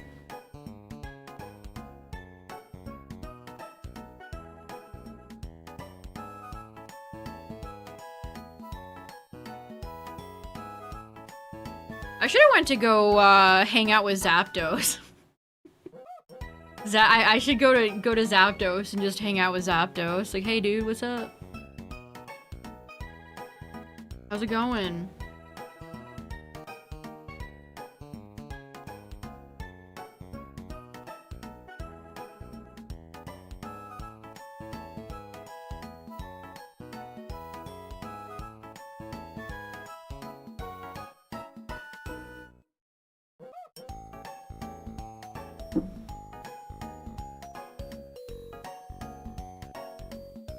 Again, I don't know what I'll stream tomorrow, chat. I guess we'll see. Again, there's too much stuff going on.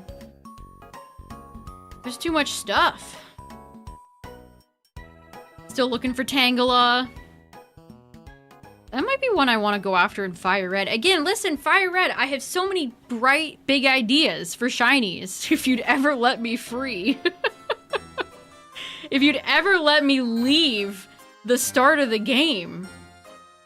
I've got some big, bright ideas for shinies I'd love to put on the team.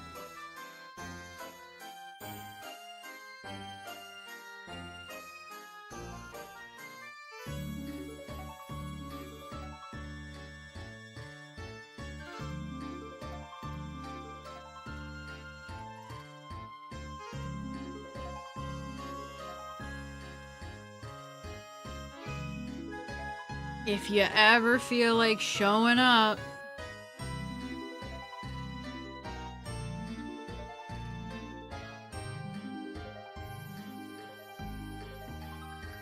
The power plant seems like it could just blow up at a moment's notice. Like, what are these barrels filled with?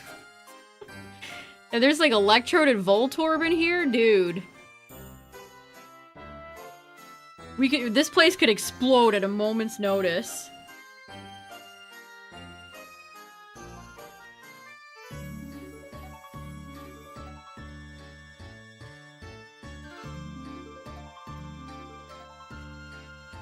Less than 10 shots.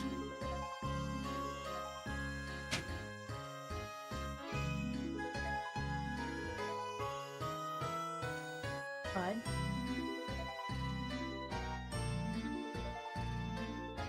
That lass is probably standing up there like, what the hell is that person doing?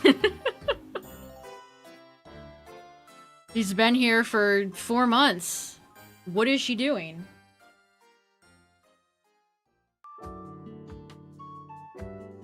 I kind of like the radioactive barrel room. Maybe I need to do different rooms in the power plant. Like I pick alternating grass patches for FireRed. Whoops, I'm leaving. I'm heading back to Pewter.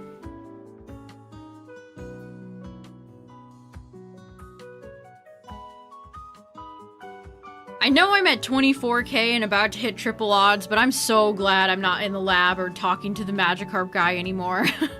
It's so much easier to just do encounters instead of talking and hitting A and like resetting the game. It's so much nicer.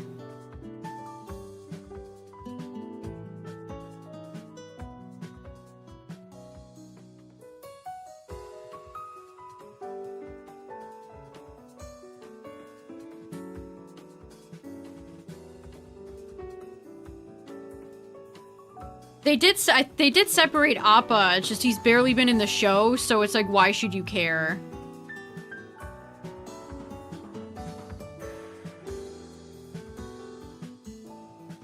I know, I love how my LeafGreen shinies look. I wish there was a really good red shiny that I could get.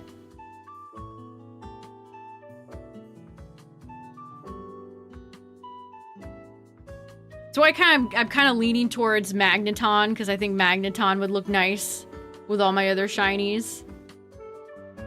There's just not a lot of red shinies in Gen 1. Even Gyarados is more orange in this game. Oh wait, that was it. That was it. 24,300 and 5,300. Electrode and Voltorb would both be another blue one, which, you know, wouldn't be that bad.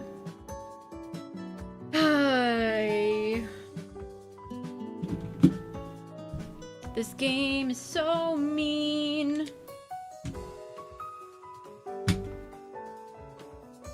Alright, we'll do the champs check just for the fun of it. For the heck of it.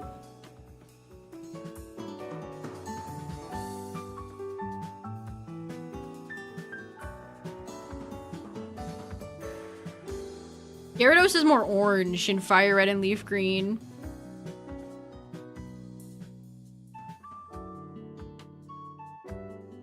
What am I doing? It's been a long time since I've... No, it hasn't been a long time. My brain is scrambled. Alright, here we go. Nothing. Hey, Ceruledge. Gorgeist the Humble. The humblest pumpkin. Well, shoot, chat. My shiny luck continues to be... Stinky! Uh-oh. Stinky shiny luck. Not great. But thanks for hanging out tonight, everybody. I appreciate it. We try again another day. Again, I don't know what I'll stream tomorrow. We'll figure something out. And then next week is going to be fun. We got the Pokopia DLC. Beast of Reincarnation is coming out. We got some good stuff, so... Thanks for hanging out tonight, everybody. I appreciate it. Thanks for all the resubs, all the follows. Shout out to the YouTube viewers, the VOD watchers, the lurkers. Appreciate you all, chat. Thanks for hanging out. Again, if you're shiny hunting, I hope you have better luck than me. Oh, yeah, maybe Dawn, because that event is ending. Yeah, we'll see. Good night, everybody. Thanks for hanging out. Bye.